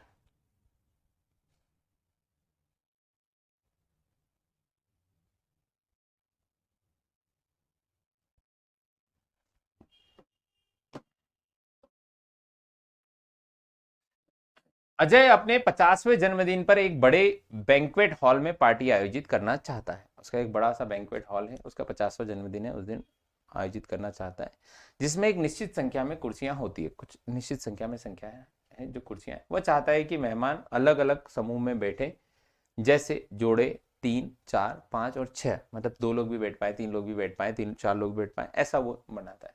जब बैंक्वेट हॉल मैनेजर कुर्सियों को 2 अनुपात की घात एस, 3 की घात एस, 4 की घात एस, 5 की घात एस और 6 की घात एस जैसे पैटर्न में व्यवस्थित करता है, तो क्रमशः 1 2 3 4 और 5 कुर्सियां बचती हैं, है ना। मतलब जब 2 की घात एस में आयोजित करता है तो कितनी बचती है 1, जब 3 की घात एस में आयोजित करता है तो कितनी बचती है 2, है ना। मतलब जैसे 3 3 के पेयर बनाए तो कितने बच रही है 2, जब 2 2 के पेयर बनाए तो कितना बच रहा है, मतलब जब 2 से भाग देते हैं तो कितना बचे 1, जब 3 से भाग दें तो कितना बचे 2, जब 4 से भाग दें तो कितना बचे 3, जब 5 से भाग दें तो कितना बचे 4, और जब 6 से भाग दें तो कितना बचे 5, मतलब हर समय पे डिफरेंस कितना आ रहा है 1। तो इन संख्याओं का क्या लेंगे एलसीएम और उसमें से कितना घटा देंगे 1। सिखाया क्या कभी ऐसा मैंने? उसका रीजन क्या है कि आप आंखें खोल के नहीं पढ़ते, आप चीजें रटते हो। एक सवाल आता है कॉम्पिटिटिव एग्जाम में कि वह छोटी से छोटी संख्या बताइए जिसमें 5 6 7 8 या इन संख्याओं का भाग देने पर ये बचे ये बचे ये बचे ये बचे, ऐसा लिखा था, है ना। मतलब जब हम 2 से भाग दें तो 1 बचे, जब 3 से भाग दें तो 2 बचे, जब 4 से भाग दें तो 3 बचे, जब 5 से भाग दें तो 4 बचे, जब 6 से भाग दें तो 5 बचे। तो हर केस में डिफरेंस कितना है 1। तो हम क्या करेंगे, जो एलसीएम निकलेगा उसमें से कितना घटा देंगे 1 घटा देंगे। तो एलसीएम भी निकाल देते, 6 35 30 दुना का 60, सबका भाग चला जाएगा, एलसीएम 60 है, 60 में से कितना घटा दिया 1, 59। अब चाहो तो करके देख लो, 59 कुर्सियां हैं टोटल, दो दो की एक एक दो दो की जमाओगे तो विषम संख्या 1 बच जाएगी, 3 3 की जमाओगे 57 में भाग जाएगा 2 बच जाएगी, 4 का भाग दोगे तो 56 में भाग जाएगा 3 बच जाएगी, 5 से भाग दोगे 55 में भाग जाएगा 4 बच जाएगी, 6 से भाग दोगे 54 में भाग जाएगा 5 बच जाएगी। तो बच रही कि नहीं बच रही? दिखता कितना कठिन सवाल है, पर क्वेश्चन कठिन नहीं है, लैंग्वेज है ना। तो ये आ जाएगा कितना कि 59 चेयर है। तो लेकिन जब वह 11 से समूह में व्यवस्थित करता है तो कोई कुर्सी नहीं बचती, लेकिन 59 में 11 का भाग नहीं जा रहा, करेक्ट। मतलब हम क्या करेंगे, 60 का 1 घटाया 59, इसमें भाग नहीं गया, तो अब 60 का डबल करेंगे। अब क्या करेंगे 60 का डबल करेंगे, 60 का डबल कितना होता है 120, इसमें से 1 घटाएंगे 119, इसमें 11 का भाग नहीं जाता, एक 3 गुना किया 180, 1 घटाया 179, 11 का भाग नहीं जाता, 4 गुना किया 240, 1 घटाया 239, इसमें भी भाग नहीं जाता। कब तक करते जाना है, जब तक भाग नहीं जाए। 300, 300 में से 1 घटाया कितना आया 299, इसमें नहीं जाता। 360, 360 में से 1 घटाया तो कितना आया 359, 11 से 11 33 नहीं जाता। 420, 420 में से 1 घटाया तो 419, 11 से भाग दिया जाएगा क्या, नहीं जाएगा। 60 का पहाड़ा ही पढ़ रहे ना, 6 6 12 6 18 6 24 6 35 36 6 7 42 419, 11 से भाग 11 33, 7 और 1 8, नहीं जाएगा। फिर 2 480, एक घटाया तो कितना आया 479, 11 से 11 44, नहीं जाएगा। 540, एक घटाया। या तो हम ऐसा नहीं कि इतना लंबा इसको इस तरीके से लेके जाए, हम ऐसा भी कर सकते हैं कि 60 का मल्टीपल लेना है और उसमें से एक घटाना है और फिर काई से भाग देना है 11 से। करेक्ट। तो 11 पंजे 55, मतलब 5 का गुणक लो और उसमें से एक घटाओ और 11 का भाग जाना चाहिए। करेक्ट। तो 5 का गुणक 5 इकाई 5, 5 में से एक गया 4, नहीं जाता है। 5 दूना का 10, 10 में से एक गया, नहीं जाता है। 5 3 15, 5 चौक 20, 5 25, 24 में नहीं जाता। 5 6 30, नहीं जाता।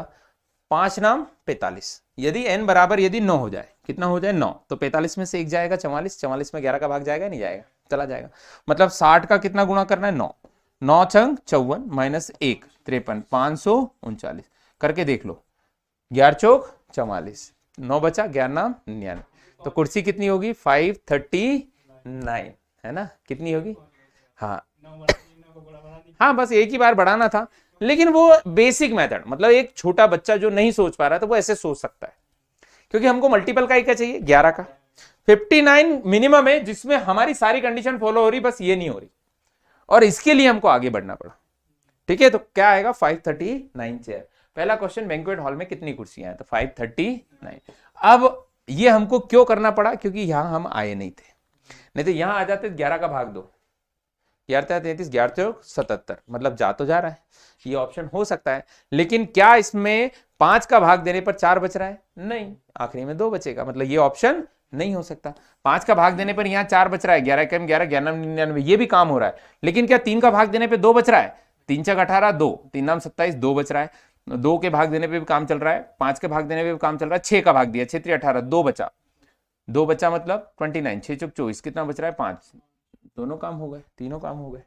फिर कौन सा बच रहा है 2 3 4 5 6, 3, 4 का भाग देने पर 3 बचना चाहिए, 4 का भाग दिया, 4 5 20, 4 दूना का 8, 1 बच रहा है, 4 यहाँ पे काम नहीं कर रहा है। और यहाँ पर कौन काम नहीं करेगा, तो यहाँ 4 3 12, 2 29, 4 7 28, यहाँ भी काम नहीं कर। तो हम बिना उसके भी कर सकते हैं, ऑप्शन के थ्रू भी कर सकते हैं। काय के थ्रू कर सकते हैं, ऑप्शन के थ्रू। लेकिन अगर जो सॉल्व करना आता है तो अच्छी बात है ना, अरे ऑप्शन वही कर पाता है जिसको सॉल्व करना आता है, जिसको नहीं आता है ना वो ऑप्शन में वैसे भी नहीं खेल पाए। ठीक है, अगला, यदि 3 कुर्सियां हटा दी जाए तो शेष कुर्सियों को समूह में व्यवस्थित किया जा सकता है। तो जैसे मान लो 3 कुर्सियां 539 थी, 3 हटा दी तो कितनी बची 536, 536 में काई का भाग जाता है 4 का, मतलब 4 के मल्टीपल में जमाई जा सकती है। ऑप्शन क्या रहेगा सी। 5 में नहीं जमा सकते, 3 में, 3 कम हो जाएगा, 2 में भी जमाया जा सकता है। 3 से जमाया जा सकता है क्या, 6 3 9 और 5 14, नहीं जमाया जा सकता, 3 का भाग नहीं जाएगा। करेक्ट आंसर आएगा 4। अगला, यदि एक कुर्सी और जोड़ दी जाए तो कितनी हो जाएगी 540। कुल कुर्सियों के समूह को व्यवस्थित किया जा सकता है, कैसे, तो कुल कुर्सियों को 11 में तो व्यवस्थित नहीं किया जा सकता, 3 से व्यवस्थित किया जा सकता है, 4 से भी किया जा सकता है, तो 4 के मल्टीपल में व्यवस्थित किया जा सकता है। If one chair is added, then the total number of chair can be arranged in the group of 2s, 3s, 4s.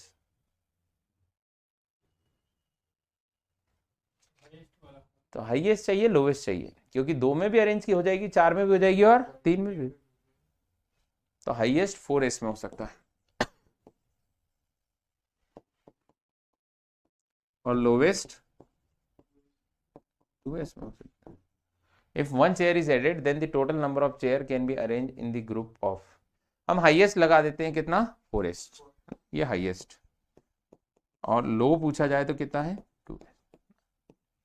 High और लो नहीं दिया इसलिए हमने हाई पे टिक कर दिया। अगला, यदि कुल कुर्सियों की संख्या में एक कुर्सी जोड़ दी जाए तो 11 इसके समूह में व्यवस्थित करने पर कितनी कुर्सियां बचेगी, एक बचेगी। जब 11 का भाग जा रहा है तो कितनी बचेगी, एक बचेगी। क्यों, क्योंकि जो 539 है वो ऑलरेडी किसका मल्टीपल है 11 का, तो एक कुर्सी एक्स्ट्रा क्यों जोड़ रहे हो, एक ही बच जाएगी।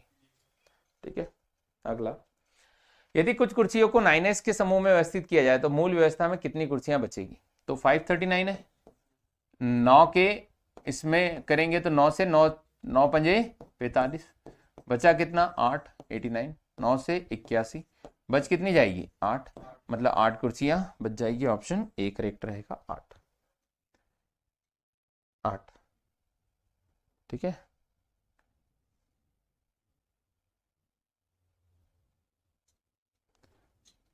ठीक है, आगे बढ़े।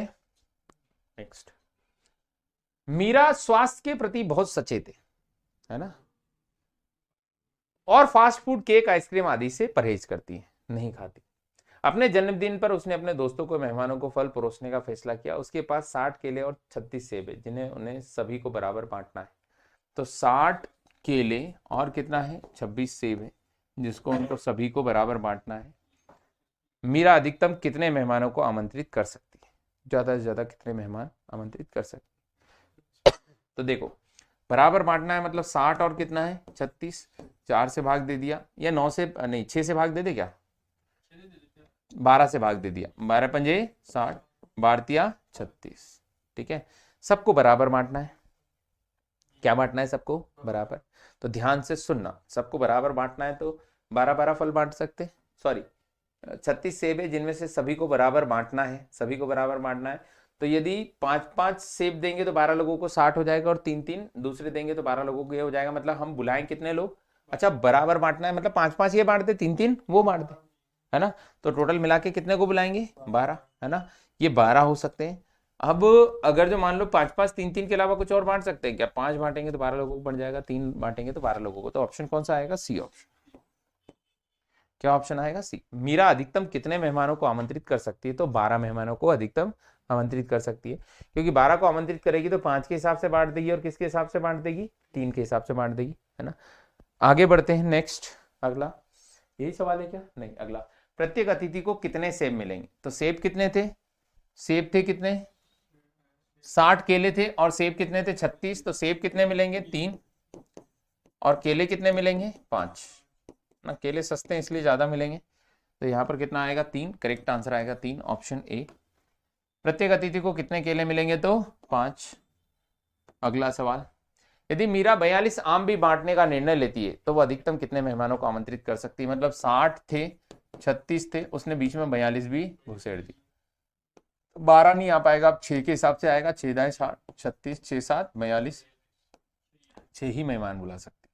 अब कितने मेहमान बुला सकती है, 6 ही बुला सकती है, ठीक है, 6 मेहमान, करेक्ट।